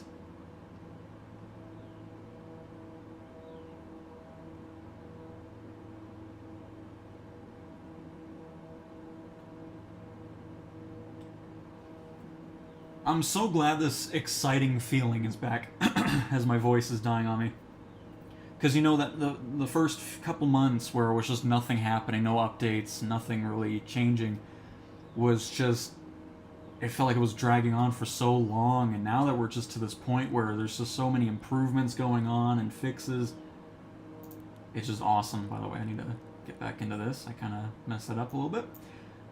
Like, it's exciting having this, you know, happy feeling getting back into the sim and having a great time with it.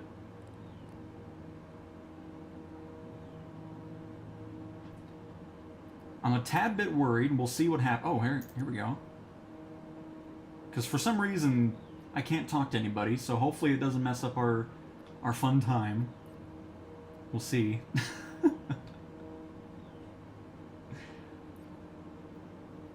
And the other thing I gotta be careful with, again, like we were talking about in the beginning of this flight where it automatically goes into reverse, it'll do that in the air as well. By the way, I'm gonna turn off autopilot here and take over. Because if I go too far back on my Thrustmaster throttle, it'll go into reverse and drop us out, so we'll have to be cautious on that. We'll probably be carrying a little bit more speed than we normally would, but I don't want to risk slamming the plane into the ground because of the auto reverse that goes on when I get to the idle position on my throttle. So, we'll see. Gears down.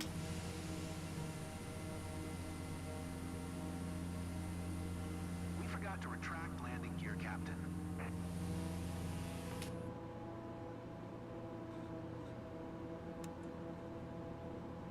Look at that, we're following the glide slope just because we were following the chart. Oh, this is so good.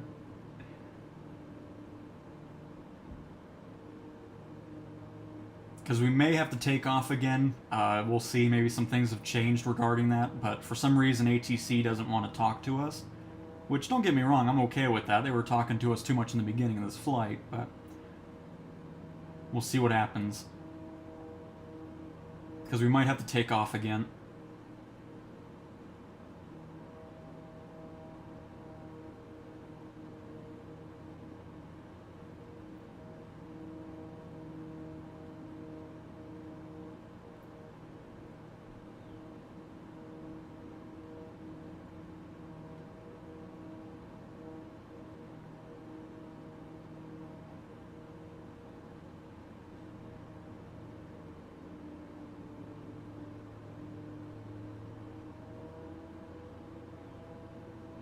I feel like 140 knots is kind of where I want to be. I don't want to be too slow because it feels like we really start losing that airspeed below that.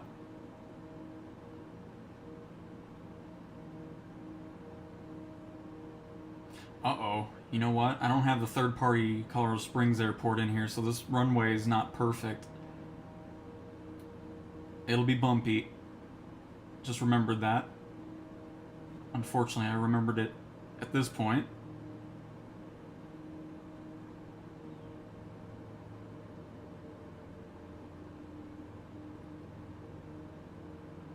Oh, it doesn't look too bad. Maybe they fixed a little bit of it.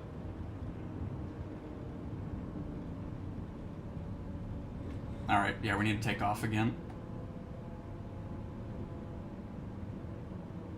I think I'm in reverse.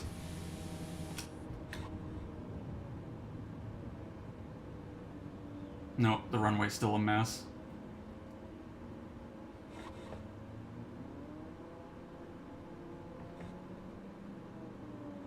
Do I have... We good? So yeah, hang on. Because if this ever ends up happening to you where you land on the runway, it's because it just... Oh, I mean, we have this, but... It's not letting us communicate to the ATC, which is a bit of a problem. That was a great landing, though. I'm very happy with that landing. Too bad, it's... But yeah, you can see what I'm talking about with the runway. It's just... I don't know what they did to it, but it's all sunk and everything. So now hopefully this updates and gives us a chance to somehow talk to ATC. Because if not, then we can't finish this mission. We'll skip to descent just to see if that'll resolve it.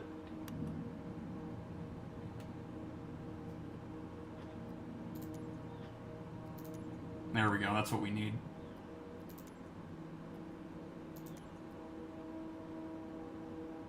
But yeah, it's still not doing what it needs to, because so we were doing it right, it just ended up making it to where we just switch frequencies.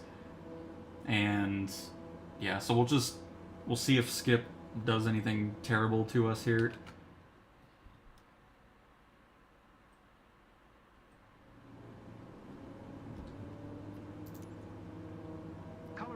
There we go, now it finally wants to do it. So something just went weird there. Add that to the list. Is 6 miles northeast, 12,800 feet, with India to land. CTWN 32 Charlie Tango Alpha 781. Man, that was such a great landing too. Oh. But yeah, something, I'll write that down as well.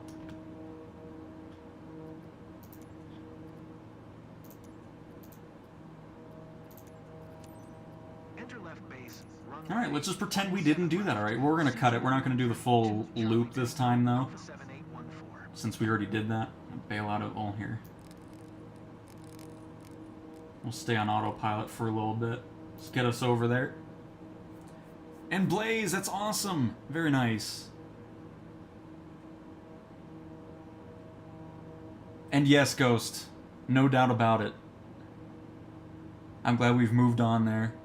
Where do we go to see those charts? Thanks. You go to them by, on the bottom of the tab here. This will always have pretty much the airport you're going to's charts. And then you can just pop in there, hit that button, and it'll load it in for you. And that's it. And then in some planes, you'll have a charts button, like the ES-30 has. Which I think that was grayed out before the update for this plane, because I don't remember that being... Most of these were grayed out. But anyways, you can click on the charts on this, and it'll pop up on this screen. You can have different ones going on. And you get a little plane that indicates where you are on the chart in the plane, too, which is just... I love that. But alright, so let's go do this again. Only this time we'll actually be able to complete the mission. But yeah, anytime you're going to run into that issue, you know what's going to be happening. But yeah, I'll definitely mark that bug as well, because it was working in the beginning, and then it just ended up... I don't know if I hit a different button that caused it, or what, but we weren't having any ATC communication anymore, so...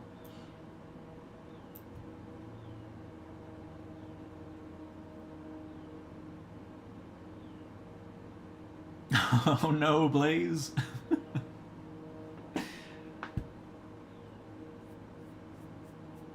Oh, and is that what you guys are... Okay. If you tweak the flight plan slightly in the EFB and hit send to ATC, sometimes it triggers ATC to update and recognize that you land... Oh, okay. Well, that's good to know for next time. I will definitely try that out, because most of the time what you need to do, well, what I did, is I took back off and then hit nearest airport, which is what we did, but something else was wonky with the ATC, so that didn't work out, but I'll definitely keep it in mind for next time.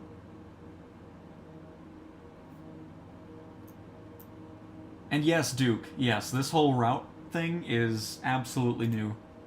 You can actually change your procedures for departure, the arrival, approach. You can actually go in here, change things up if you want to. All those goodies. And then you have a nice little split screen view as well. So you have the map plus all the information right off the bat. It is very awesome.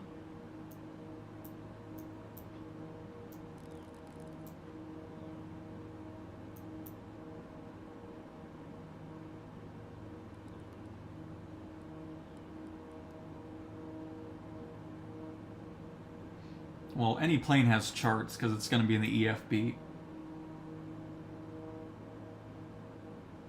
And yes, Duke, I agree. Like, it's nice getting all this without having to go through a bunch of different menus to see it.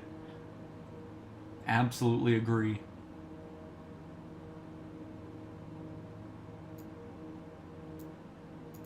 Because the fact that we have all of this information on one screen is very nice. I'm hoping so. I really want the Longitude. I mean, it's a great plane. I love flying it. Hopefully it gets career support sooner than later.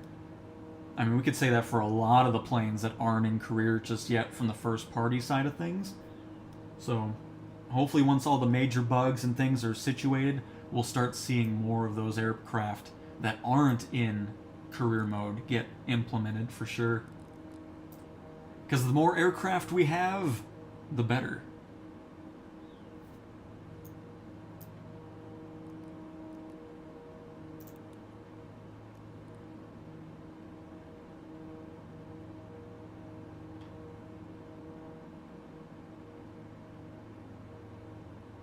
Fly to plane type turbo.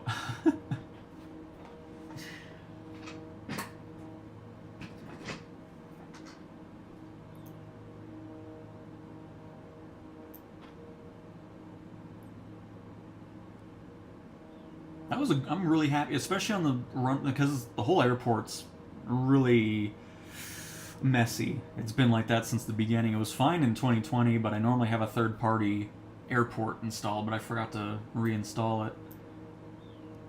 Or re-include it, whatever you consider it now in 2024, since you're not really installing it. As of yet, there's going to be some installation stuff coming in SU3. So if you've been wanting to install stuff, there's going to be some implementation of that here in the next sim update of 3, which should be coming out late May? Because I think sim update 2 is planned for late April for a public release. But yeah, this is looking a lot better now than we're actually talking to them. ES-30 Charlie Tango, Alpha 7814.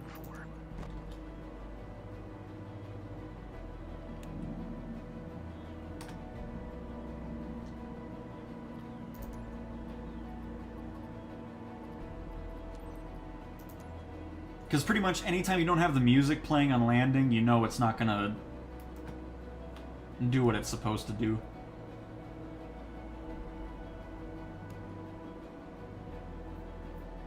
Get our first notch of flaps, and we'll probably just stick with one. I don't think we need a second one here. On this very glitchy runway. Hopefully we don't hit something random.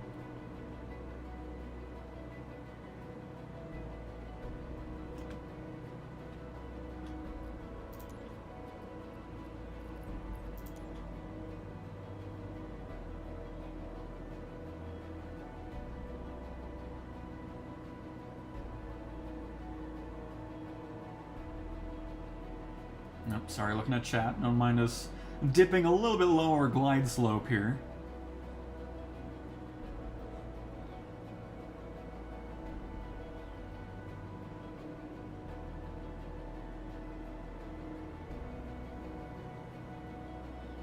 Yeah, I was seeing people were talking about the CJ4 price going up, so I highly recommend buying the CJ4 before Sim Update 2 releases. That way you don't have to worry about paying a higher price. I mean, it does make sense that it's more expensive now, considering the amount of money you can make off of it. But yeah, I did see that price has gone up in the beta.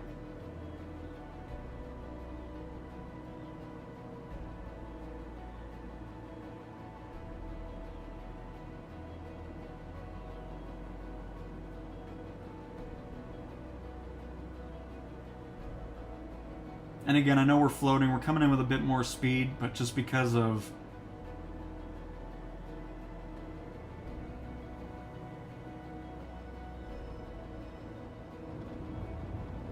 I hate these bumps. Oh. ES-30 Charlie Tango Alpha 7814. Please acknowledge.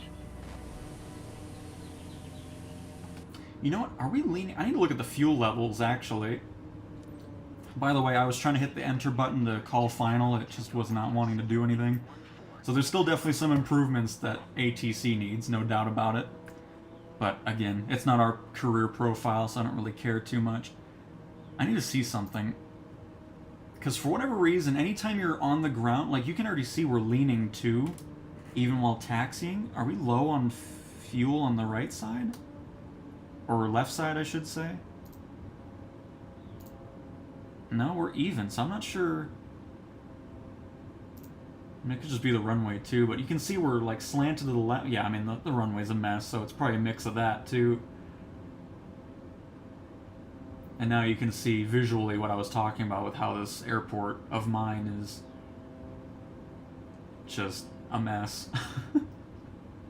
And no, you don't climb a hill to get to the taxiway either in real life.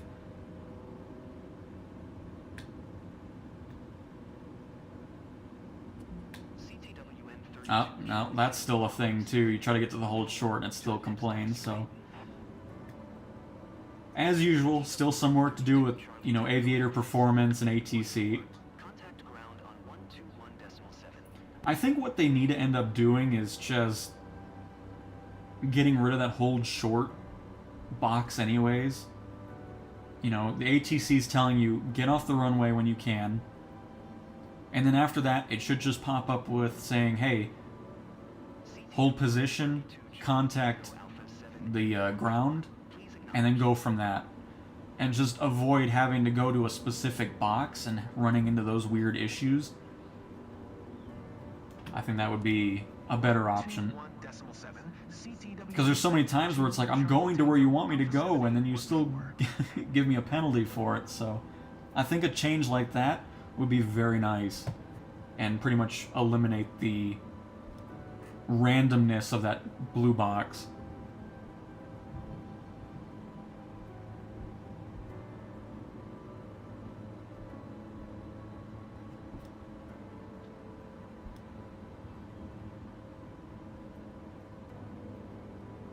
If you join the beta, your profile for Challenge League and Career are separate from the public build, the live build. That'll all come back again, or if you go out of the beta, you'll be back on your regular profile.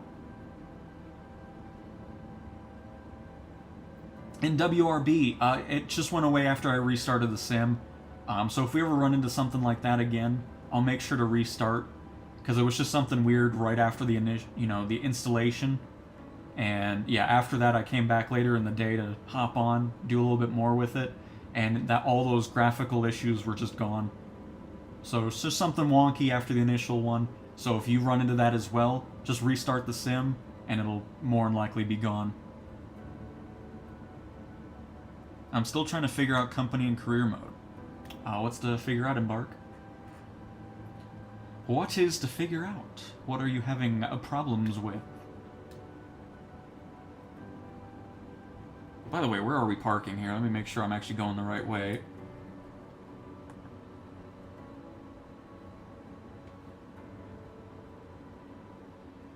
Okay, we are. I see our little blue box. That always comes in handy too, because I can't get my arrows on that I normally have. But yep, I was very happy that it was gone, because I was going to look into the settings, but I loaded in and it was just gone already, so I was like, perfect, because I was worried I was going to have to deal with that the whole beta, or at least the next build, but yep, it was just some wonky thing that happened, and thankfully it was just a simple restart to remove that.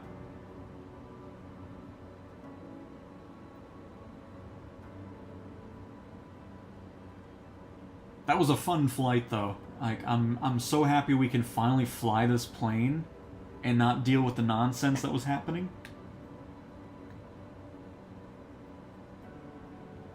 I'm still, I mean, because I don't see it leaning now. I think it was just the runway. Well, no, it's still...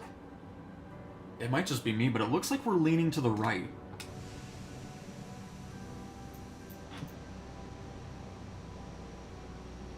But outside it doesn't look like we're leaning, so maybe it's just me. And again, the other glitch that's happening in Sim Update 2 is if you zoom in or out, the lights will just randomly turn off and on. That's what was happening yesterday in the 737.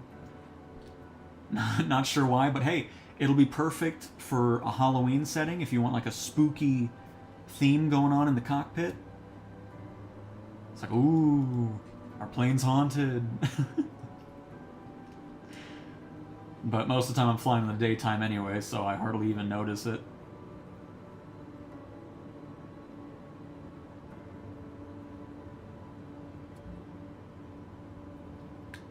We're here.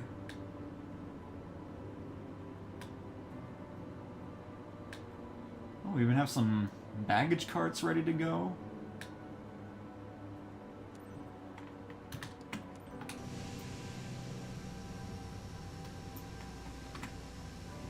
Oh. It'd help if I hit the right button. Oh, there's a tail.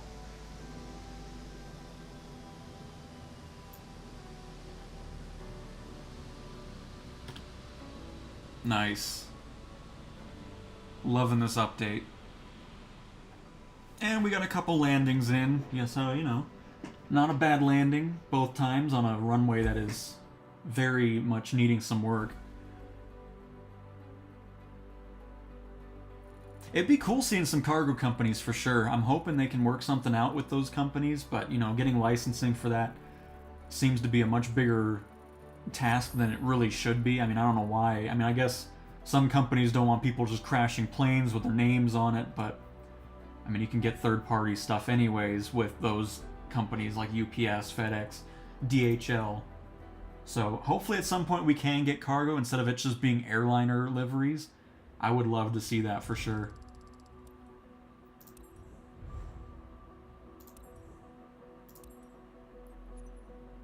Nice. That was a fun flight. But yeah, I've noticed that, because normally when you get to a gate, it's pretty much just empty. So it was kind of nice seeing some stuff sitting there waiting for you. But to answer some questions really quick, hang on, I'll just do one here. We'll do the longitude. Just to see if we can't... Oh. Before we do anything else, hang on. Let me get my airport installed. That way I don't have to deal with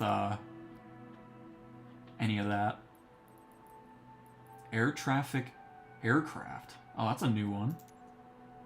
Because these were all over, or, you know, just completely overhauled. All the static aircraft that are sitting there. The AI traffic now have pilots and co-pilots in them.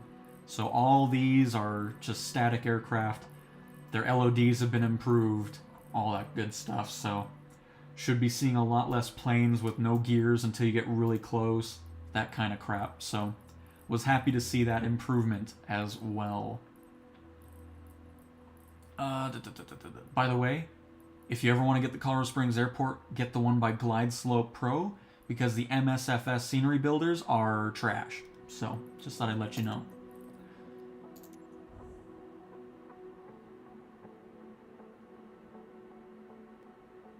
And there we go. Our airport's done. Very nice. So anyways, back to the... I'll show you what the airport's supposed to look like, as opposed to the craziness that's going on. And then we'll just check out the charts and stuff in the citation really quick.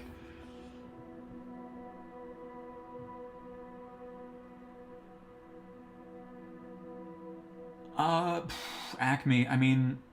The PC-24 VIP missions pay a lot as well. I think CJ4 might be a little bit higher. But they should be relatively even on the payouts.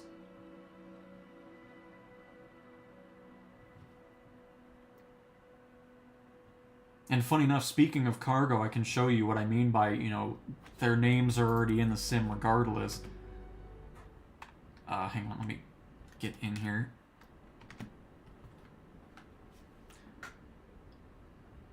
Let's see. I mean, I really, like, now that you brought it up, I'm hoping we do see that, because it would be awesome having official liveries from these companies for the cargo stuff. Like being in a Grand Caravan with the FedEx, that would be awesome. But alright, hang on, let me Just move over here, get a little bit more excitement going on the side here.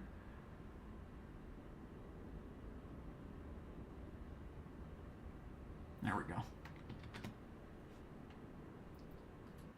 Get a nice view. Hang on. Nice. There we go. See, now we're good.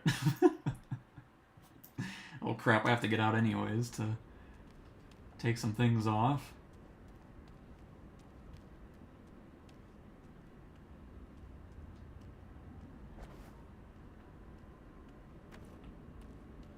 Love the longitude. And I agree with you folks, we need this in career mode. Hopefully it's not too far away.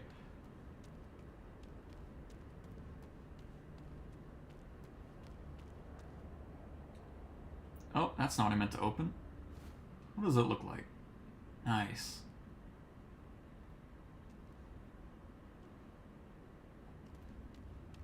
Alright, I think we're good. Perfect. Let's get this started on up and we'll see what charts are looking like here if we can activate those. I'm not very versed in this anymore. I haven't flown this since 2020. Well, we've done a few things here and there, but ah, yep, the charts are here too. What am I hearing? You need to calm down. I'm gonna mute you for now. I don't want to hear that over and over again. Anyways. It's like, I get it. There's no takeoff. Especially with no in... Oh, look at that. See? So yeah, pretty much, it seems like all these chart buttons for this specific Garmin setup are active now. Because most of the time they were always grayed out in all these planes, so... That's great. Oh. And we're on the map still, too. Oh, very cool. We'll make this full screen. Look at that. That is awesome.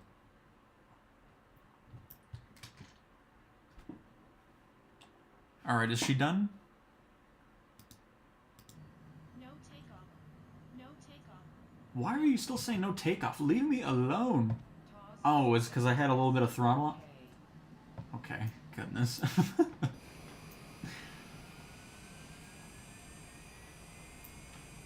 Alright, we'll just do a little touch and go with this really quick. CTWN-32 Charlie Tango, Alpha 7814 with Kilo. Request taxi for takeoff, departing straight out. VIP missions are just not here at the moment in this current beta build, so just keep that in mind. But again, in the beta, you're not using your actual profile for the beta, so anything that you do progress-wise isn't going to carry over because you're not bringing your live career profile into the beta.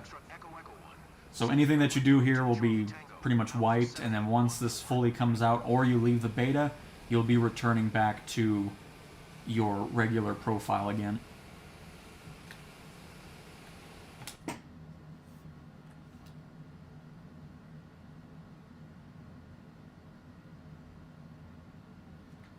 Isn't it, Embark? Yeah, it's awesome. Just having that all built into the plane, and you actually see where you are on the chart, is really cool. But yeah, give me a...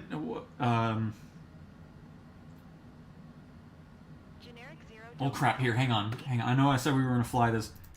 I'll do a G1000 really quick, just to see if we can get that in the Cessna 172 as well. Since you brought it up.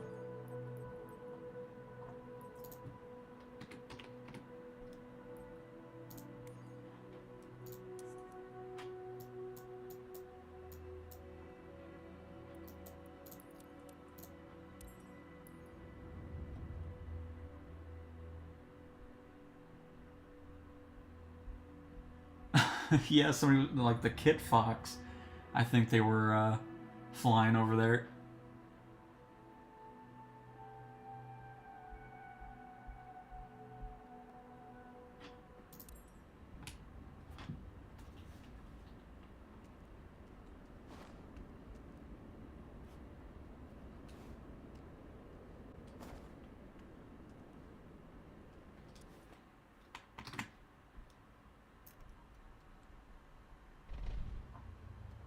Colorado Springs ground. CDWN 32 Charlie Tango. Because I don't know. 7814 with Kilo. Request taxi to the active. Departing straight out. CTWN 32 Charlie Tango Alpha 7814. Nope, no charts yet on the G1000. That's still grayed out because you can see it there. So not for the G1000 just yet. But the option is there, so hopefully now that we got those in some aircraft, we'll start seeing it in these other Garmin systems and Honeywell. But speaking of Honeywell, let's go check out the Vision Jet.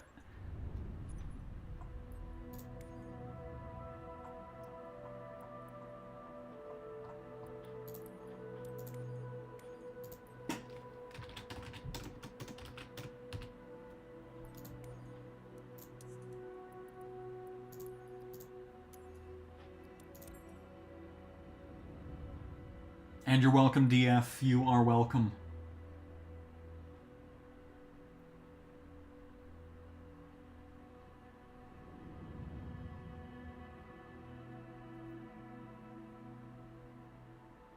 And by the way, if you're just joining, we just spent about an hour and 30 minutes flying the ES-30.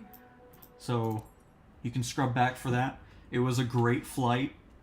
Ran into a little bit of random wonkiness from the sim in the beginning, but ever since then it's been perfectly fine. But the plane is actually flyable now, which is excellent. I mean, it's such a fun one to fly. Especially now that you're not dealing with just absolute craziness.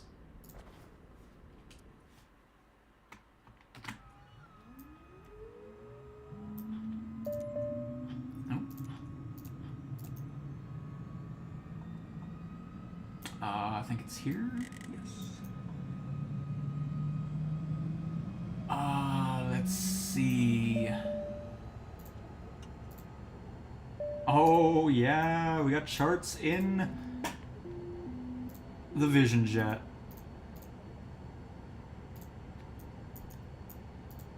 Nice. I don't see us on the map, though.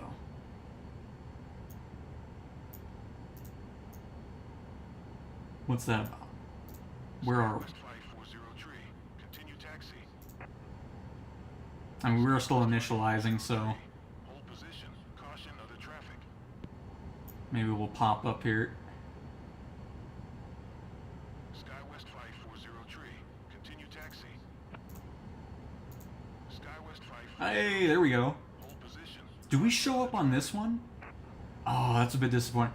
I'd love if we can get it to where we show up on this, the airport diagram itself, for taxiing. I think that'd be kind of cool too. I mean, you can kind of gauge where you are anyways, but it'd be nice to have us there too. So there we go.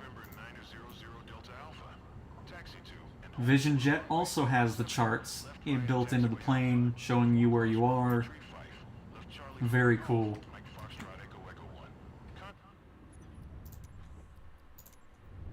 That's just awesome. And you know what? I think we're gonna wrap it on up with a search and rescue mission. I was gonna wrap it up already, but I'm in the mood for a search and rescue now that they're 100% enjoyable to play. So we'll do one of those to wrap it on up. I just remembered we need to buy a plane for it because I ended up deleting everything just to have a fresh set, but hang on. This won't take too long.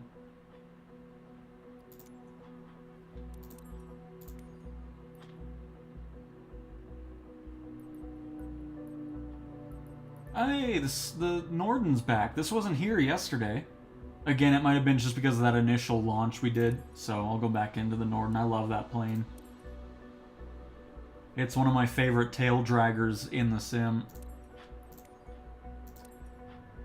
And again, another great change is you're able to see where missions are before you place the airplane. Such a great change. Because it was always annoying placing it. My luck, I would place it here, and then there would be no mission. So it's like, okay, now I have to spend more money to transfer it, but those days are also gone, so love it.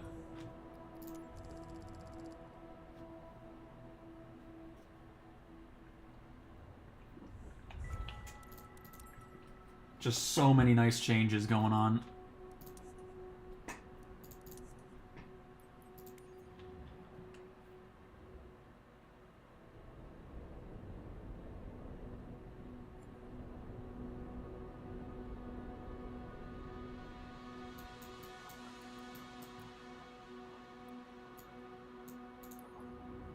We'll go right there and enjoy a search and rescue.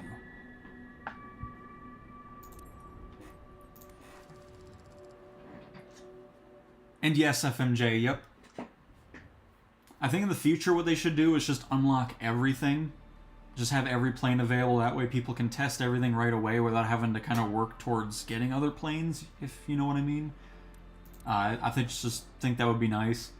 Especially if they will continue doing these separate profiles for future sim updates. It might not always be that way, but if they do end up doing it, they should just make it to where everything's unlocked right off the bat. That way everybody can test everything that is available and just go from that. If there was one change I'd like to see regarding that.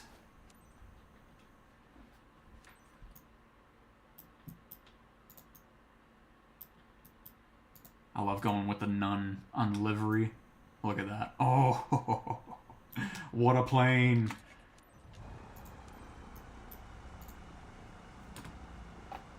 Scout 1-8 search and rescue, requesting clearance for takeoff. Search and rescue Scout 1-8. Clear to go. I'll see if this has charts too. I'm all about the charts now.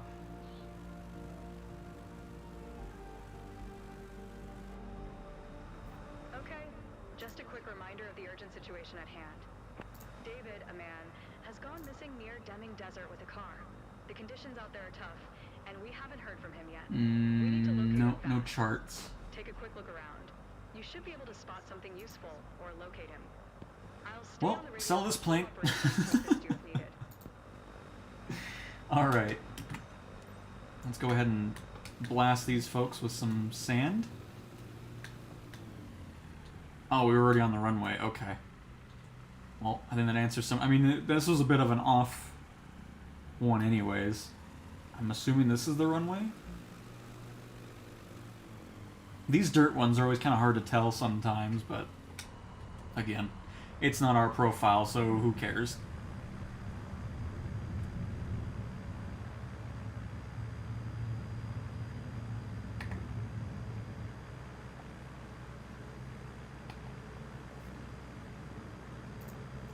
Armor Autopilot.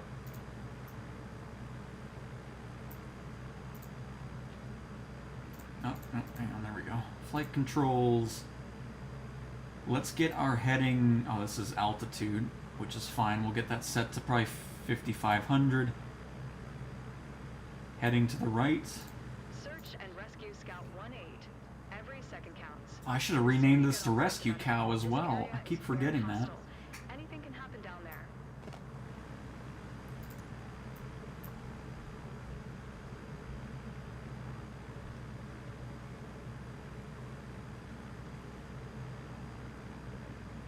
Oh, we're definitely not going to be doing auto lands, Blaze. I just love seeing the plane on the chart and actually following the line ourselves. But yeah, I'm still not going to be doing auto lands. I'm good. I am definitely good on that. Actually, no, we'll head that way.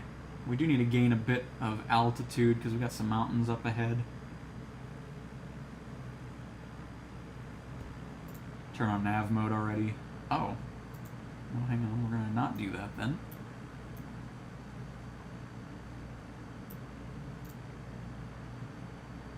Oh, I see. We're to the boxes are away from that. We'll turn those off anyways.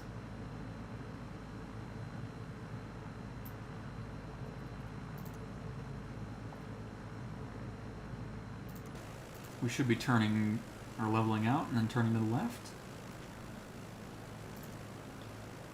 If there's one thing with Showcase, can we please have a slower default drone speed, please? That would be nice. I don't need it to be so quick right off the bat, you know? Your search area should be displayed on your Seriously, let's keep pushing. People are counting on us today. Still got the wrong speech there. Let's keeping on pushing. That's one that still needs to get changed up. But some of the major changes, one, the abandoning aircraft is gone. You're actually able to land somewhere that you deem as safe and then walk over to the person you're trying to rescue. If you're in the search area for a certain amount of time, the search area will shrink, making it easier to find the person you're looking for. And the other major change is if you're over the person for a certain amount of time and you're near them, it'll automatically engage that you found them. So there's just a few of those changes there. But the biggest one for me is being able to land wherever you want and then hiking up to those people that you need to rescue instead of landing trying to dodge trees and cactus and boulders and sides of mountain land, all that kind of stuff. It's just, it's nearly a perfect mission set now for me.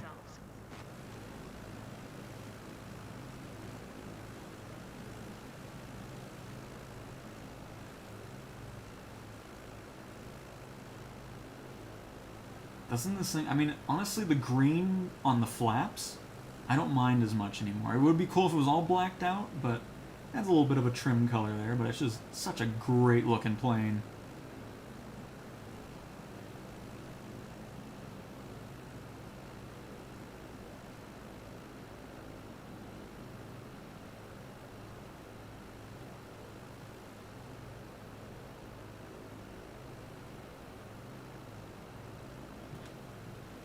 Oh, I keep forgetting I don't have to do that anymore. Finally, I can just get back into the main camera angle from showcase camera. And thankfully it's a nice short flight over here, which is excellent. We can shrink the tablet here.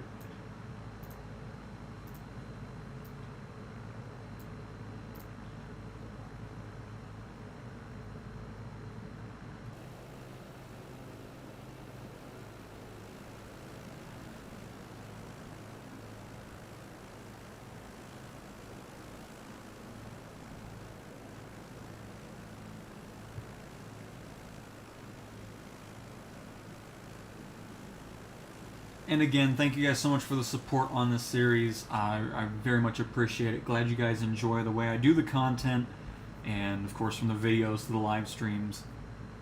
We're already only, what, 37 subscribers away from 40,000. Absolutely insane. So thank you all very much for, you know, stopping by to these live streams, chatting with me.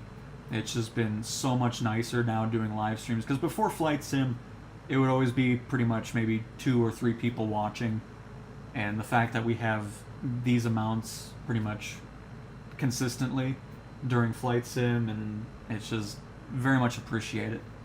And hopefully you guys will continue to enjoy the content. We're almost to the search area here.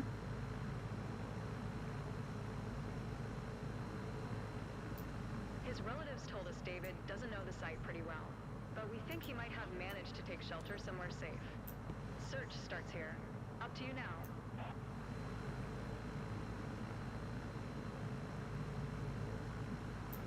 Oh, let's get this back into heading mode here. Somewhere around here. His vehicle is orange. May help you search.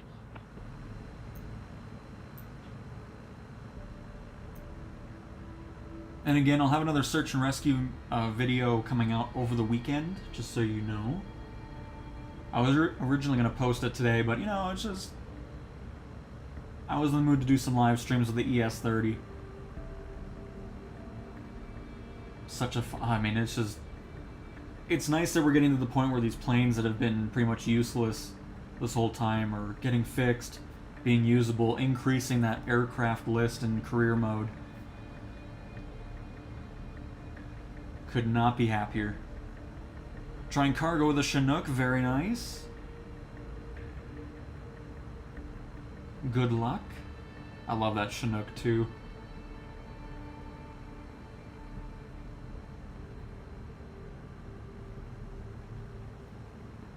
make sure we haven't flown over them here. We have not.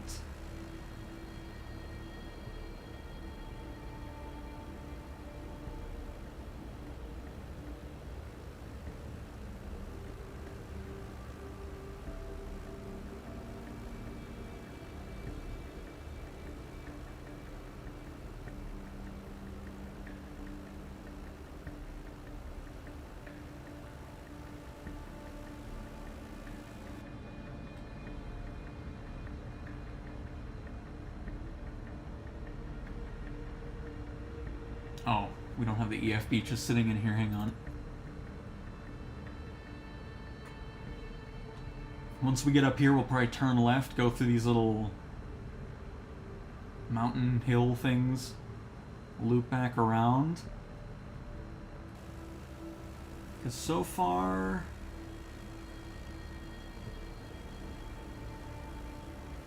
we haven't seen a thing.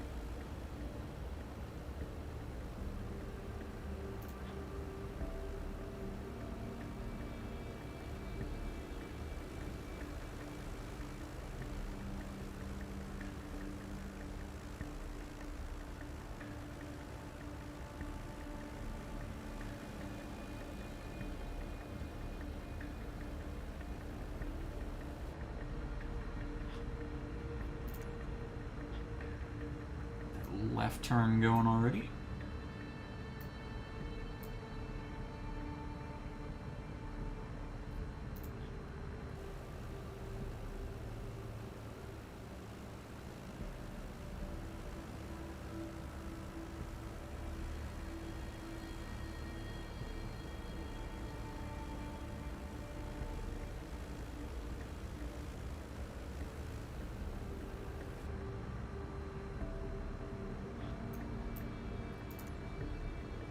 Yeah, this will work, because then we'll just kind of weave through here just to make sure they're not on the side of a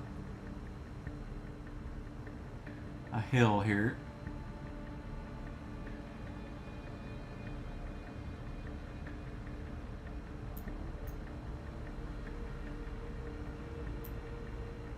And no doubt, Omar, no doubt, super handy in VR.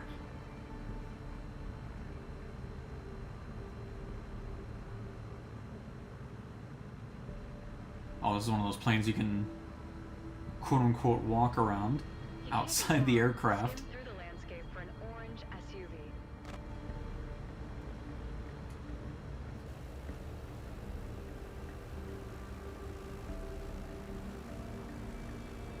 Oh, alright, let's turn to the left again.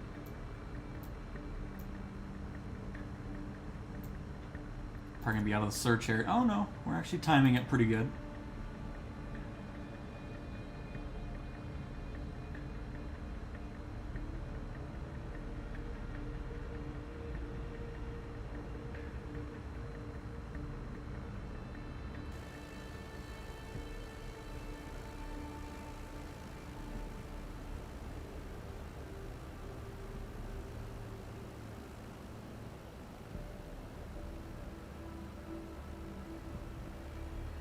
And hopefully they're over on this side here, because we covered most of that. So we'll see. Because I'm not seeing any light reflecting towards us just yet.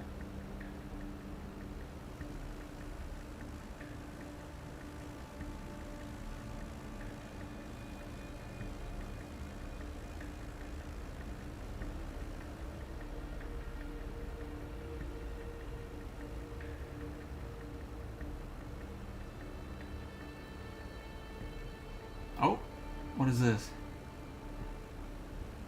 Absolutely nothing. All right.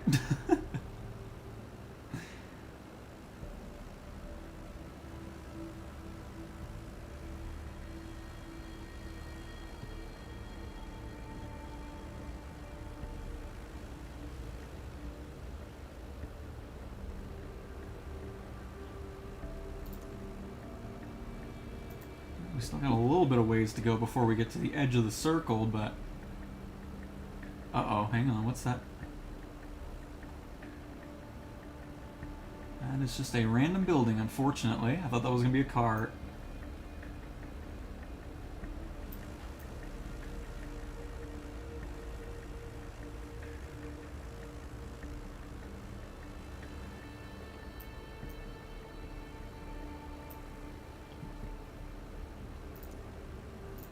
Man, okay. Maybe we'll get to showcase the shrinking circle after a certain amount of time.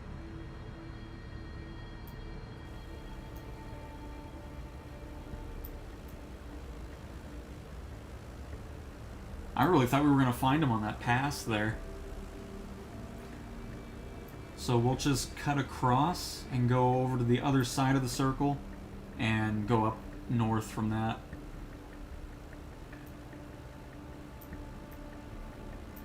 Because we kind of cut it in the middle pretty nicely, so I'd be surprised if we don't run into them.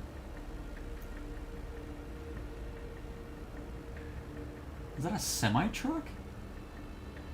Wow. Okay.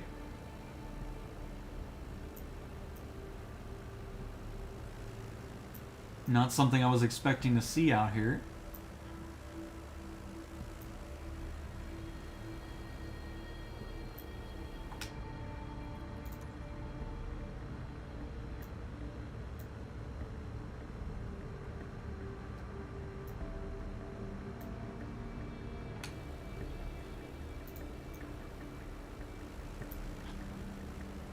Because I feel like we would have seen him on this initial pass-through we did.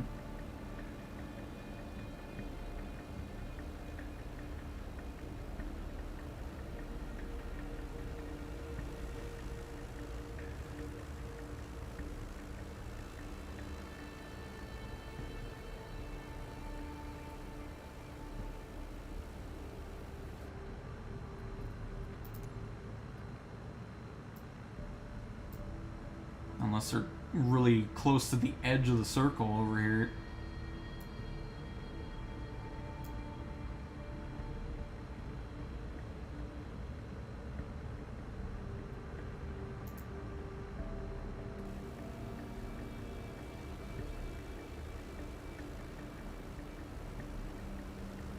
Banjo Roy, hello from Norway. Well, welcome from Norway. Happy to have you here. Hopefully you're having a lovely day. Oh!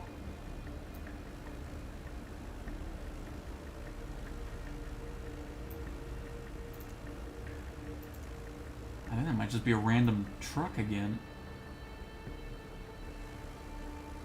Oh! There we go. Spotting someone in this area is a challenge, but if something stands out, that's where you want to look closer. So we must have been really close to him the first time we went through here.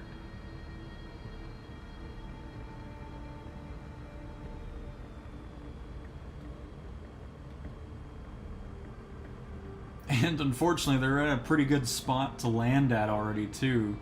I was kind of hoping we'd have a bit of a hike in front. We'll still go a little bit of ways from them just to showcase what I'm talking about. But yeah, they're pretty much right on the road.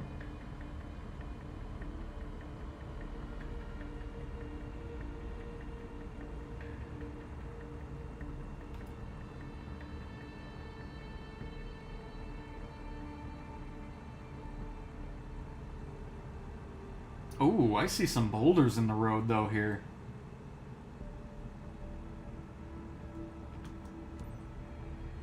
Found him. He reached a safe spot. Coordinates 32 north, 107 west. So, hey, we'll actually be able to utilize... Scout 1-8, search and rescue. Because, yeah, there's some boulders on that dirt road. Get a visual.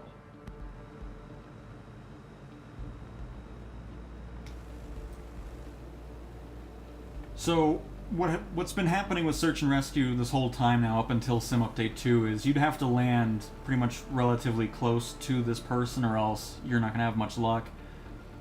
So to do that, you'd have to land with all these boulders, or just do some crazy landings.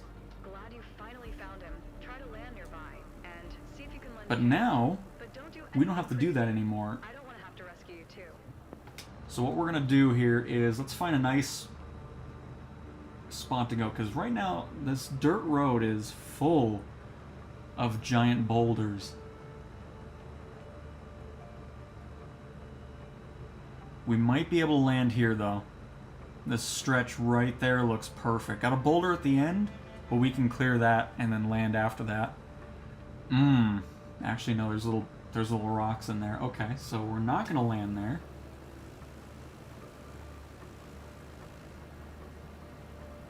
We'll check on this over here.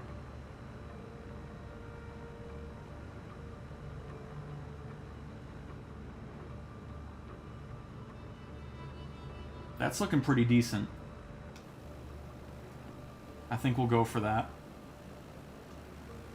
It's gonna be a bit of a hike, but that's kind of the point of what we're doing here.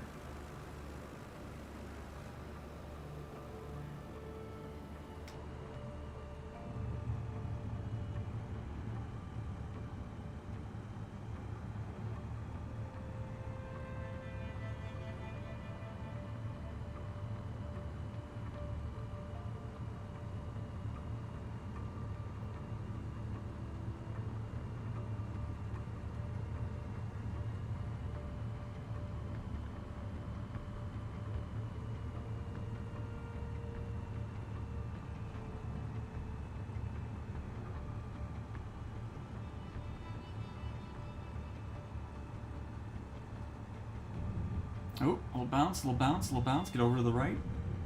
Woo.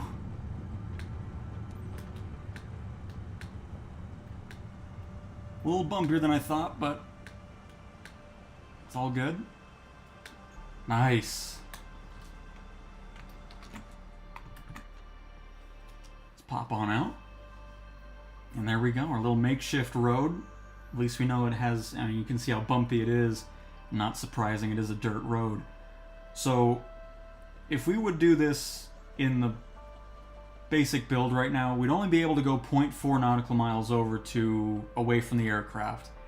And then it would fail you if you keep going. That's gone now. So, what we can do is, I kind of like using the photo mode as pretty much a binocular or drone.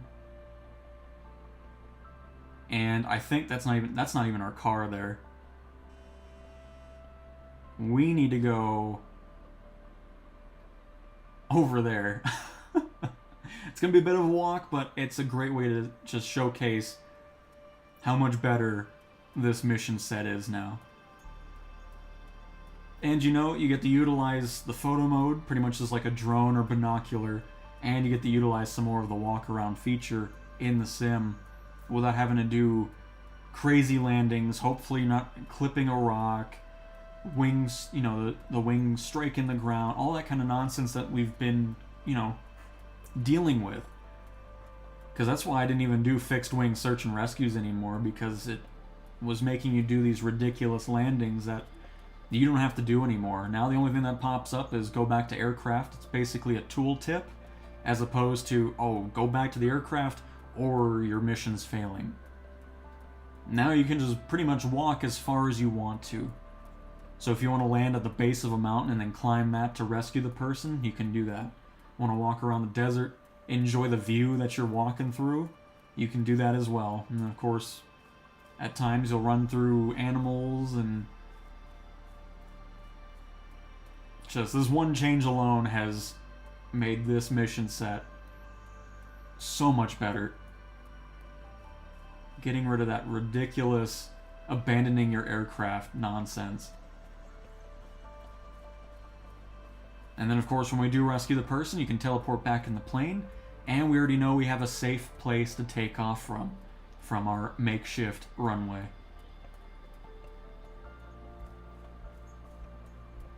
And the same thing with the helicopter. If they're in like a forest or anything like that and you want to land somewhere away, you'll be able to land now and then walk over to them, even with a helicopter as well.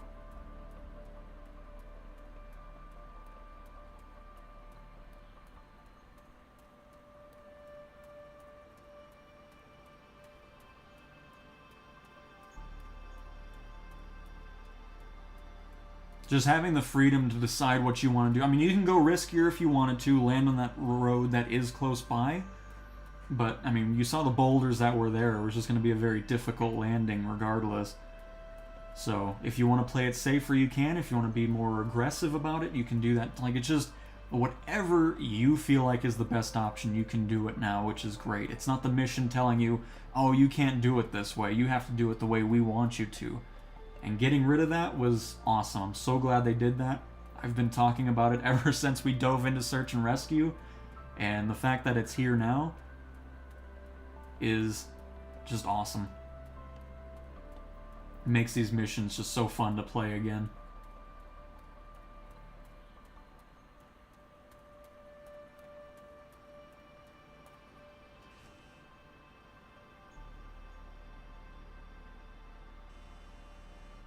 There it is. And we are going not too far away. I mean, it does look far, but we're getting there.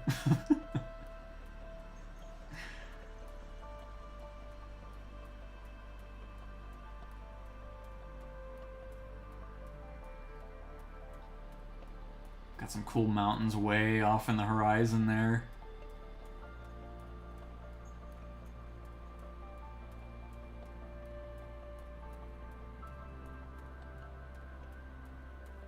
I mean, just walking through here, you're just like, man, imagine trying to land in all this. Like what we were made to do before Sim Update 2. It was nearly impossible, and even if you did land it, you just weren't having a fun time because it's just like, well, this looks really weird. Like, it's just, who would do this in an aircraft to rescue somebody, landing in all these boulders and bouncing all over the place over rocks and just crazy. Yep, same here, Omar. I mean, it's just, it's everything I was wanting from this. Now, the only other thing they need to add is the ability to use your hoist no matter where you are or what mission you're doing with the helicopter side of search and rescue.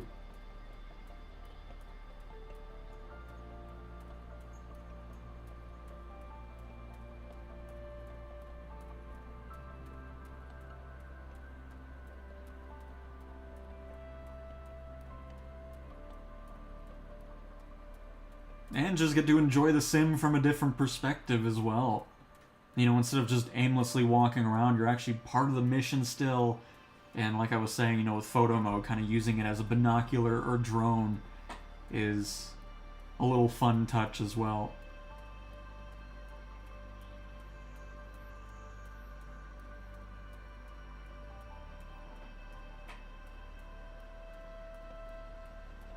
And then just think about the possibilities of these missions too when, or hopefully we get to this point, where multiplayer can be done with career mode. So if you and a friend want to do a mission, or maybe up to 4 people, one person could be circling the, you know, who you're trying to rescue and direct the people on the ground, like, oh, keep going that direction you're heading, you're getting closer to them. Stuff like that. I mean, there's just so much evolvement that could happen for career mode. It's just exciting to think about that. But yeah, having somebody up in a plane circling, I'm like, oh, you're heading the right direction, all that kind of stuff. And, you know, it's just, I have so many ideas, and I'm sure the developers do too, so I can only imagine what we're going to be seeing over time in this mode. And sorry to hear that, Thomas. Hopefully you'll be able to have a better experience on the Xbox side of things soon. And Kim, very nice. Helicopters are very awesome. I was honestly not very into flying them in previous flight sims, but ever since career mode came out, my interest in helicopters has skyrocketed. Doing those, I mean, it's just, again, the, whatever I'm trying to say, just the variety that's going on. It's like some days you're not in the mood for a fixed wing aircraft, like let's do some helicopter stuff. And, you know, it's just, and the fact that that variety is only gonna grow more and more over time is very exciting.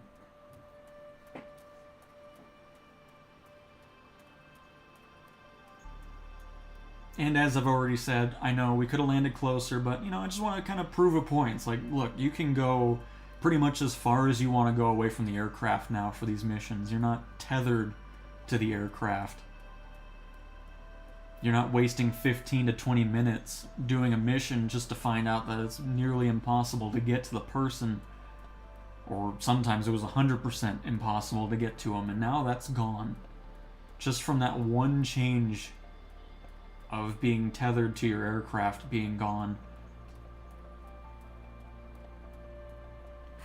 Used to work on the OH-58 in the military. Very nice. Very nice. I'm hoping the H-225 can get kind of situated. It's seeming like Height Performance Group could care less about that helicopter, so I wouldn't be surprised if Asobo just cans them and gets somebody else to work on it. Because it's a really cool looking helicopter, but they did a terrible job with it. And it doesn't help that they're not even contacting the developers, you know, Asobo. They're pretty much ignoring them as well, so it's just like, okay. That's a great way to keep your partnership going.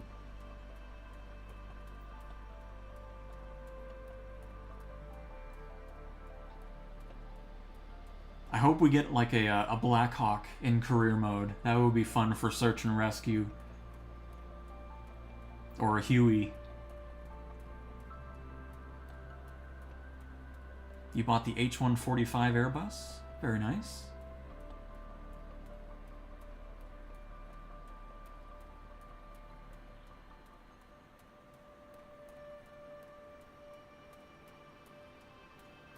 I'm sure there's some people who are like, why would you want to play it this way? But I think this is exactly what this mode needed.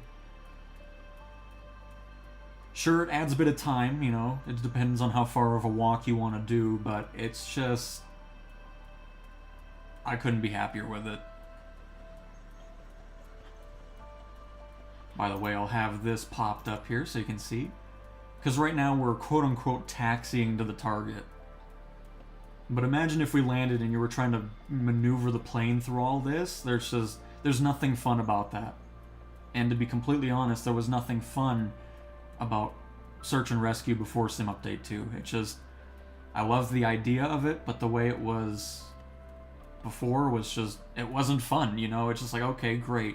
Now I'm hitting invisible walls with the plane, or my plane's about to hit the wing on the ground because of a boulder, and it's just... Oh, it was frustrating.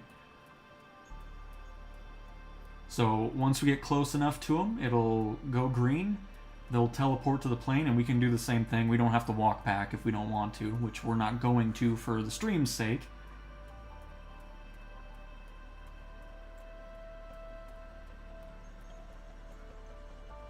Ooh, that sounds great, FMJ. I love it. So they're in there now, and now all we gotta do is teleport back to the plane, and we're good to go. We're already... Oh, I did park on a hill, so that's okay. We're fine. And we're right on our makeshift runway. I'll probably be outside for this, because I don't really want to go too crazy. But there we go. We've rescued the person. We did this pretty much as legitimately as possible now, not doing these crazy landings that are fully unrealistic. It's just... I'm so happy.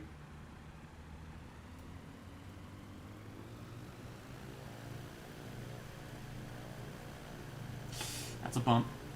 That's a bump. Ooh, let's get off the ground. Oh, I was close. I should have went for the straightaway here. That was kind of my fault, but we're good. I could have had some more flaps as well, but... And there we go! What a difference. What a difference. I love flying the Warbirds when I'm relaxing away from career. Nice! I mean, yeah, they're always great as well. No doubt, Binky. 24 helicopter are great to fly once you figure them out. I had the opportunity to fly one in real life, but at the time we were in a rush to drive home. Oh, well, hopefully we'll be able to experience another helicopter in real life. But yeah, I have the 3 assists on for helicopters, and I fly with an Xbox controller, and it's just, it's a blast flying them. So relieved. They've asked us to tell you they can't wait to see you. If you talk to them again, please tell them I miss them so much too. Will do. And absolutely, Thomas, and again, like I was saying, hopefully not to wait too long for that. Hopefully you'll be able to get a good experience in 24 on the Xbox Series X. And float, I always thought I was on a 3070. I'm not. I'm actually on a 3060 RTX Ti. That is my... I didn't realize it until a game like had a window pop up. I think it was GTA, and it said, oh, it's a 3060 RTX. I was like, oh good, I've been saying I have a 3070 this whole time. But no, a 3060 RTX Ti is my GPU.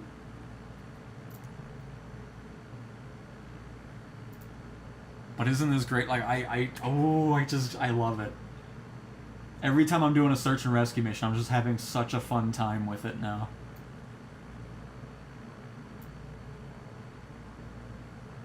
It is everything I was wanting from this mission set now.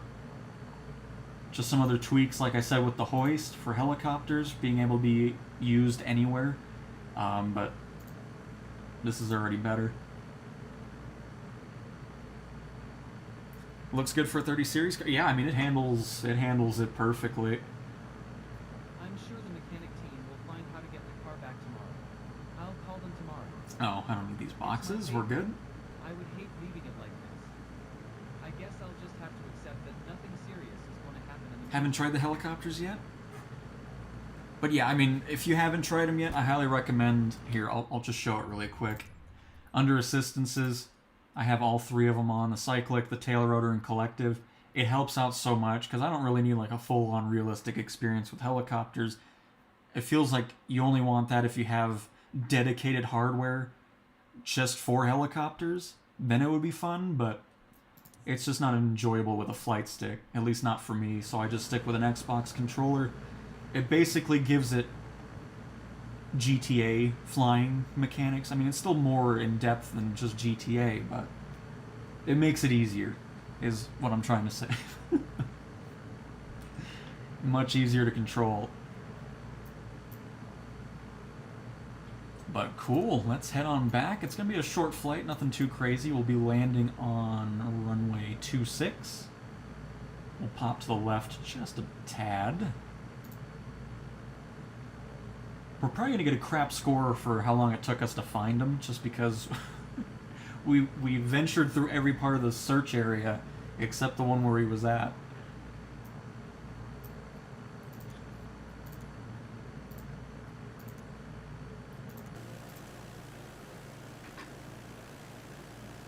Oh.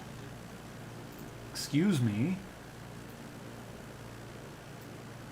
I don't want light speed camera controls, thank you.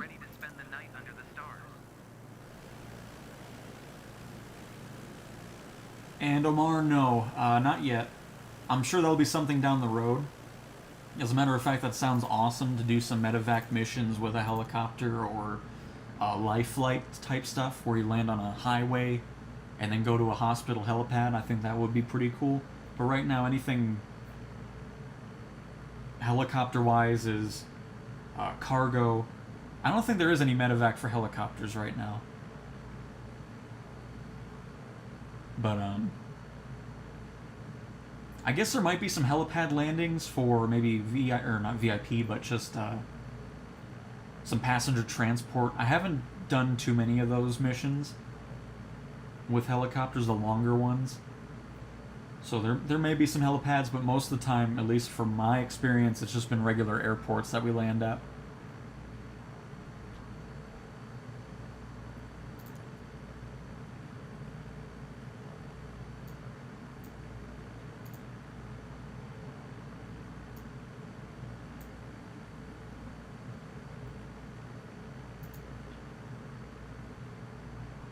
Oh, I just realized I don't even have an altitude set.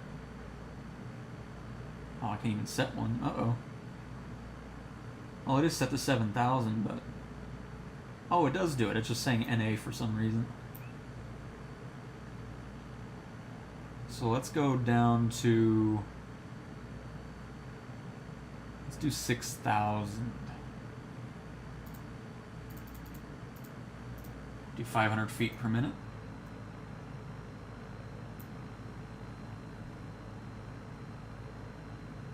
Yeah, once everything major is fixed and, you know, the sim is at a great standing on both platforms, we're going to start seeing new mission types, improvements to existing ones.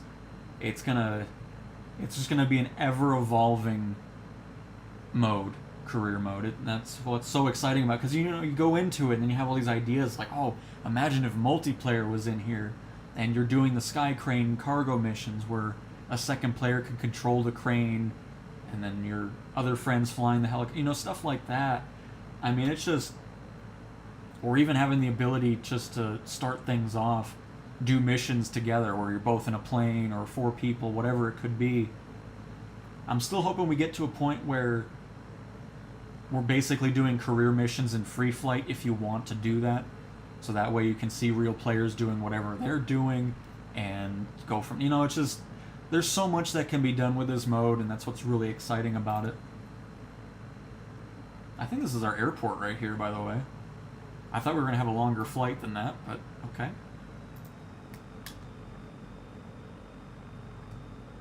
Let's go ahead and dive on down a little bit.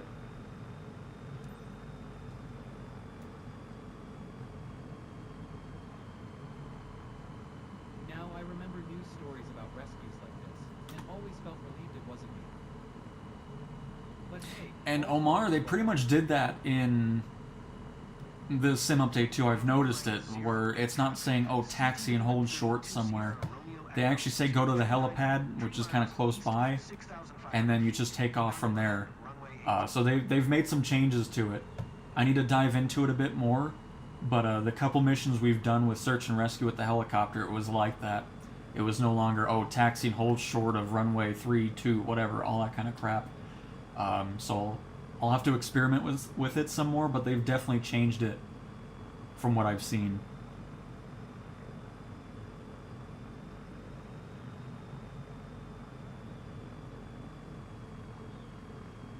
Because it was weird because I was always saying, I was like, that doesn't make any sense why a helicopter would taxi, and then there would be people that are like, oh, that's what they do. It's like, no, they're not taxiing like 8 miles to take off.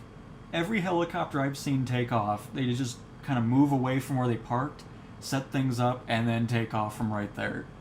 It's like they're not going to taxi 3 nautical miles around an airport to take off from a runway. They're a helicopter. It's like, come on now.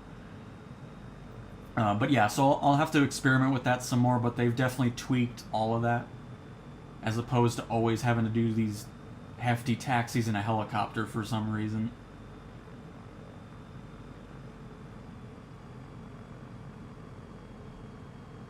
But it was just so funny, man. It's like, oh, that's what they always do. It's like, no, I don't know what kind of airport you've been to, but every time I've seen a helicopter, big and small, they kind of just maneuver away from where they were parked, get things set up, hover a little bit, and then they just lift off and go.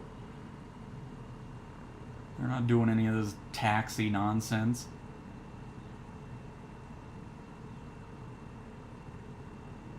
So, I guess the taxiway is on the left, and then the runway is here. Oh, there's boulders there, though.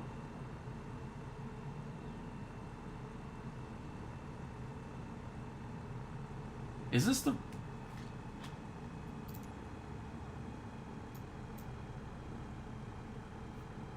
I am so confused where I'm at. Where I need the boxes.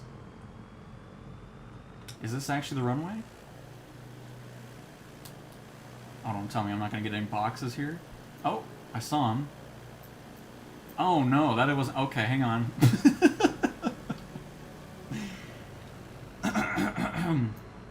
Hey, I just realized I went the wrong way. We were about to land somewhere that wasn't even a runway, so just so you know. Thought I'd let you know that little bit of information there. Sometimes these dirt runways are just like, what is happening?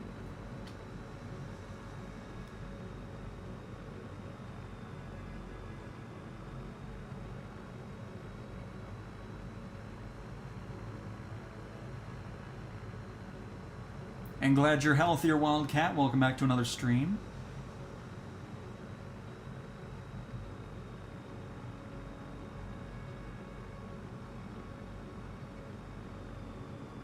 Oh, see, it looks almost identical to the other thing. No wonder. No wonder I was thrown off by it. Oh, man. But see, look, it looks exactly like where we were landing. That's why I thought that was the runway. Let's dive in. And then flare it out. Bleed off that airspeed we got going on. I don't have any flaps engaged either. We're pretty much professionals at no flapping tail draggers. It's all good. Highly recommend. Just kidding.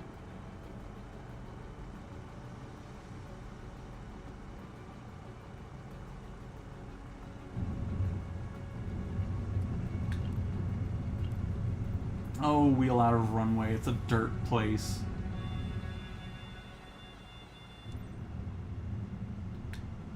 Oh. It's always nerve-wracking landing on dirt or grass. Oh, and good, we don't have to taxi anywhere. We can just exit the runway.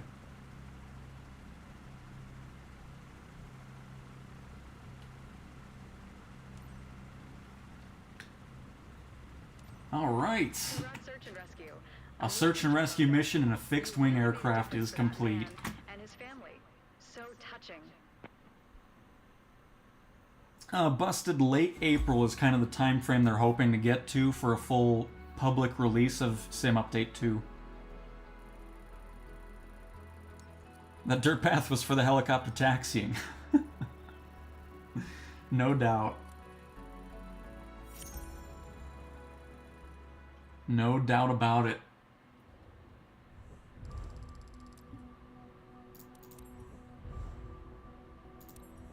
I don't even know I'm watching this. It's not even our profile, so whatever. And you know, here, we're not going to do the full mission here, but just want to do a mission with the helicopter just to see what's going on. See if I can just showcase what I'm talking about.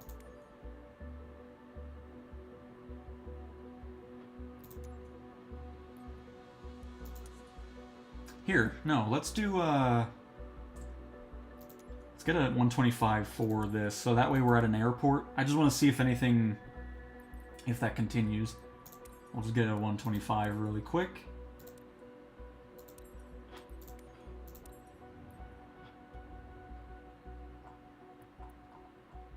And we'll just go to this airport. Fantastic. Again, love the fact that we can actually see where the missions are in the world map when buying a aircraft, as opposed to it just being blank and just showing airports, instead of wasting money putting it to an airport and then wasting even more money to transfer it to an airport that has a mission. Excellent. Alright, let's see. And I hit too many buttons. Hang on. A little button happy there.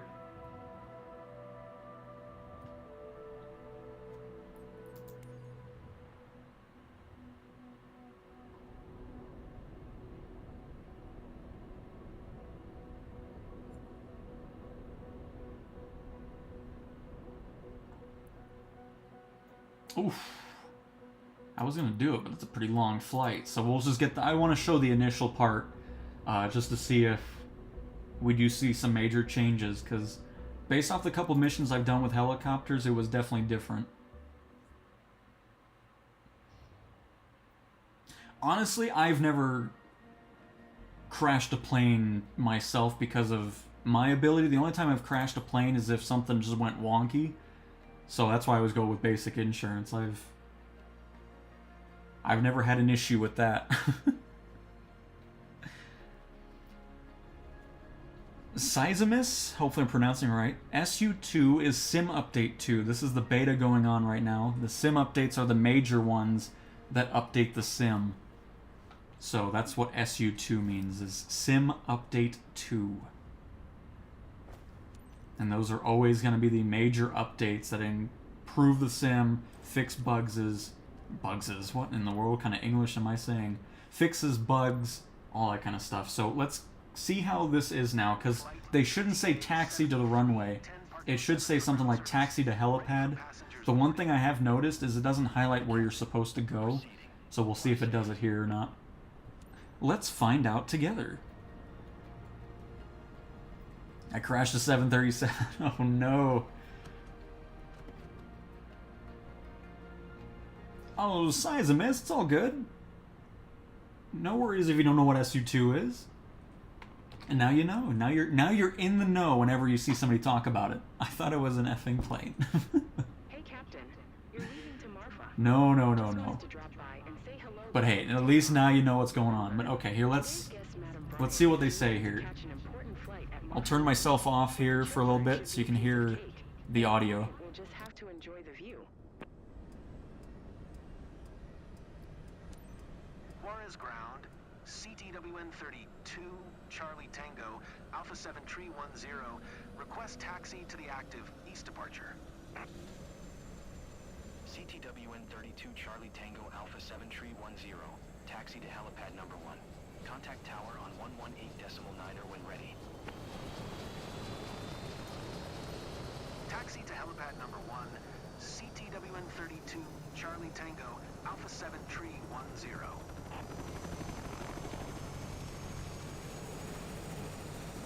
Madam, we are currently in line for takeoff and are expected to be in the air soon. Thank you for your attention.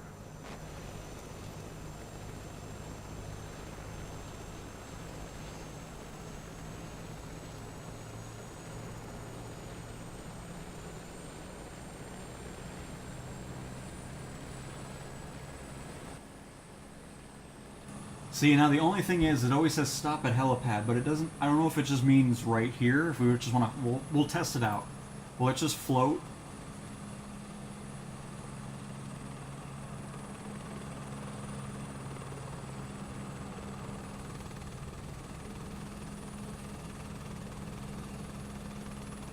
Because there's no markings or taxi ribbon. Or really anywhere marking where it... Oh! Is it this? Maybe... Oh! It probably is that. Hang on. Let's see. So they just need to work on that, get that blue box that normally is there. But we'll see if this is where we need to be. So it's kind of a guessing game right now. But you're not taxiing to a runway anymore. Just a little short hop over here. And we'll see if this is actually where to go. It might not be. But it's the only helipad I can see that's in the general area.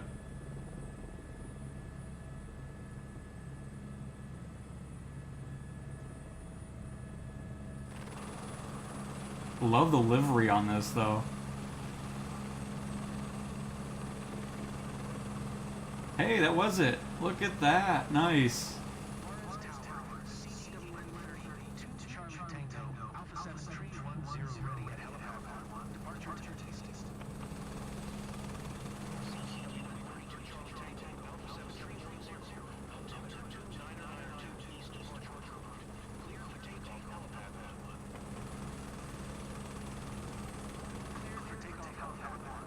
And there we go. We're out of here. No longer are we doing all these long taxis to a runway for no reason at all.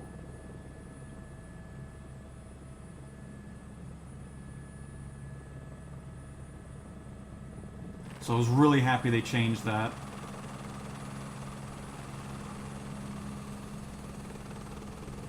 Makes so much more sense now.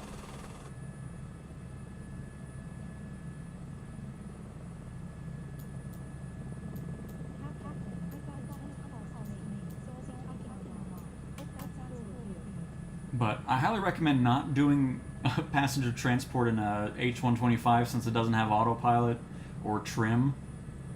So definitely do it in the Cabri G2 or something, because then that way you're not having to do input the entirety of the flight.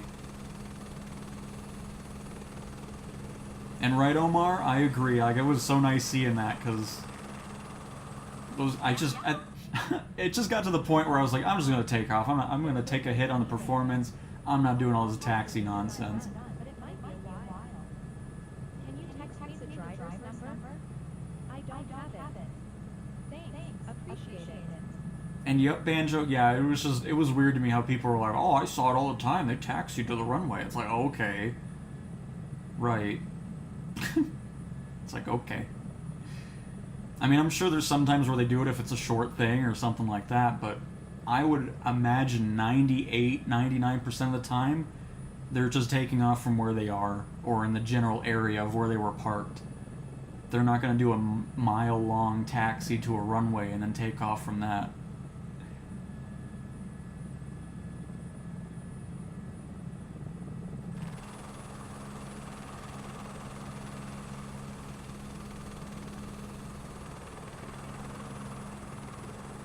those clouds.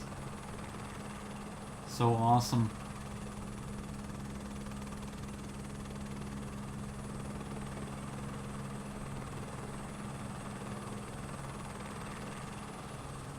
Hey, love, just calling to say hello. Of course I will. I'll be back to see you down. ES-30 Charlie Tango Alpha 7330, leaving my airspace. Frequency change approved. Because I don't think anything's changed with the 125. Juarez Tower, CTW-30, Unfortunately. Alpha 7310, frequency change. No, still nothing with the trim, unfortunately.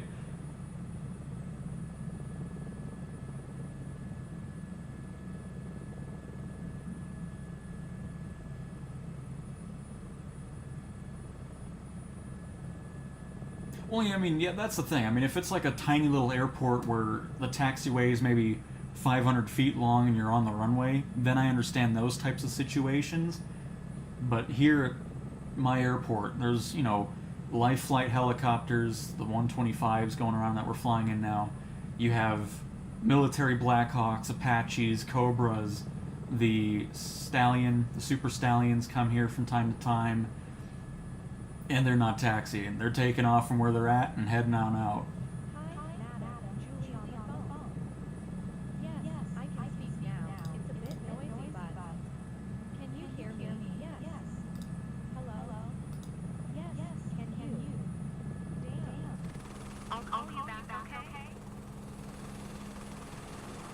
I don't think there's any point in saying, you know, call you back if you already lost the call. But anyways, we're not going to do this full flight. We'll skip here.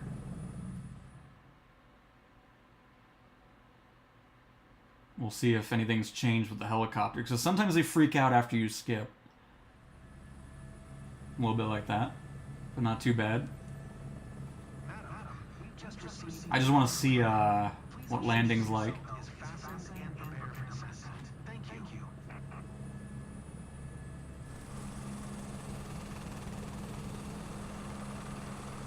Finals, they're still wanting you to land on the runway, though.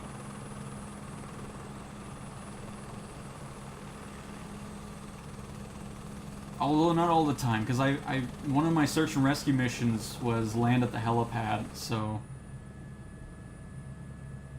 it's alright, we'll just do this really quick and see what it says once we're set up here.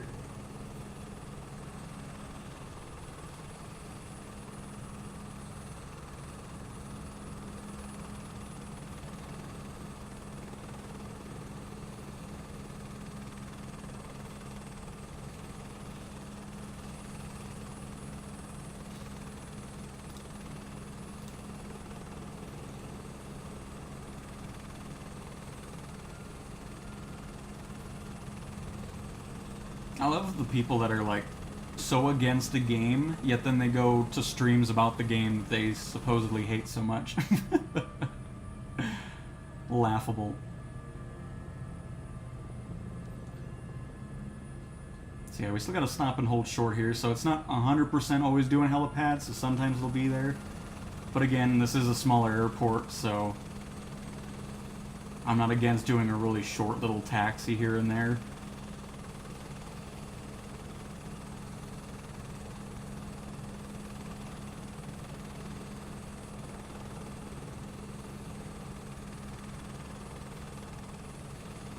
Nice, Thomas. But no, the clouds look awesome. Love them. I always have those things boosted all the way up to Ultra.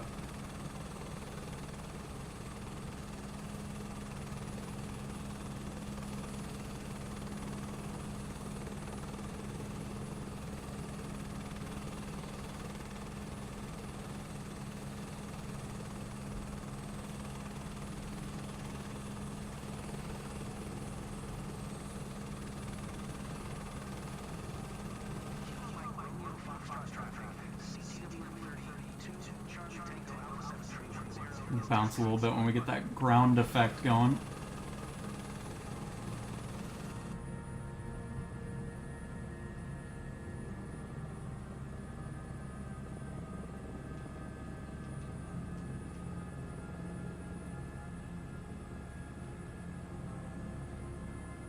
And Wildcat, yeah, there's going to be some improvements to training and all that kind of stuff as well in Sim Update 2. But I highly recommend turning on those 3 assists for helicopters. It helps out a ton. And of course, like I said before, I always fly with an Xbox controller with helicopters. I'm more comfortable with it that way. I don't like flying the helicopters with my Thrustmaster. It's just, I don't know, it feels weird. And I know, oh, but flying a controller is less weird. It is, for me at least. But yeah, it definitely helps out.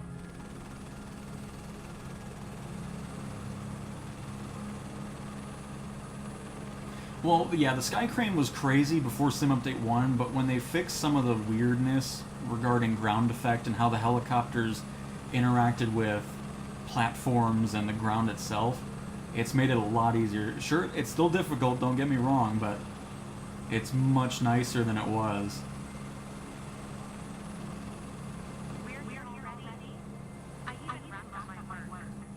And then they slammed the van into my tail rotor. They're paying for that.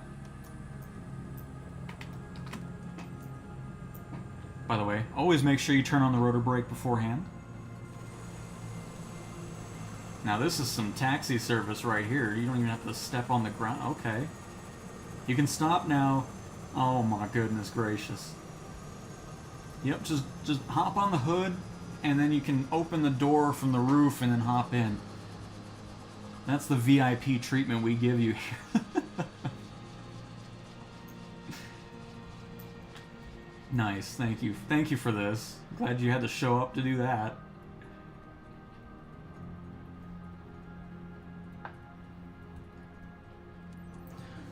Oh, you're right. I'll have to do something with the Skyship again, too, because, yeah, there was a lot of changes, because it was very weird to fly, so I'll definitely have to dive into the blimp.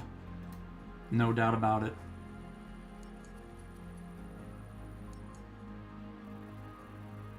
Let's see, look at that. Airline procedure compliance, 100%. And we still got an S rating, too, even though we skipped the majority of the flight.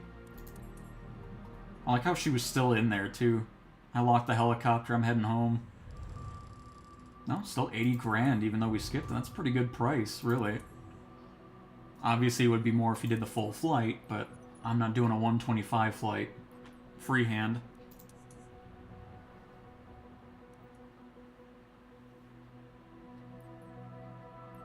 But alright, everybody, I am going to leave it there. Hopefully you guys enjoyed some more Flight Sim. We'll probably live stream again tomorrow. And we might even dive into that airship, because I do want to fly that some more and kind of mess around with it. So, with that being said, again, very much appreciate all the support you've been giving the channel and the series of Flight Sim. I'm so happy you guys continue to enjoy it. And with that being said, I will talk to you guys next time. See ya.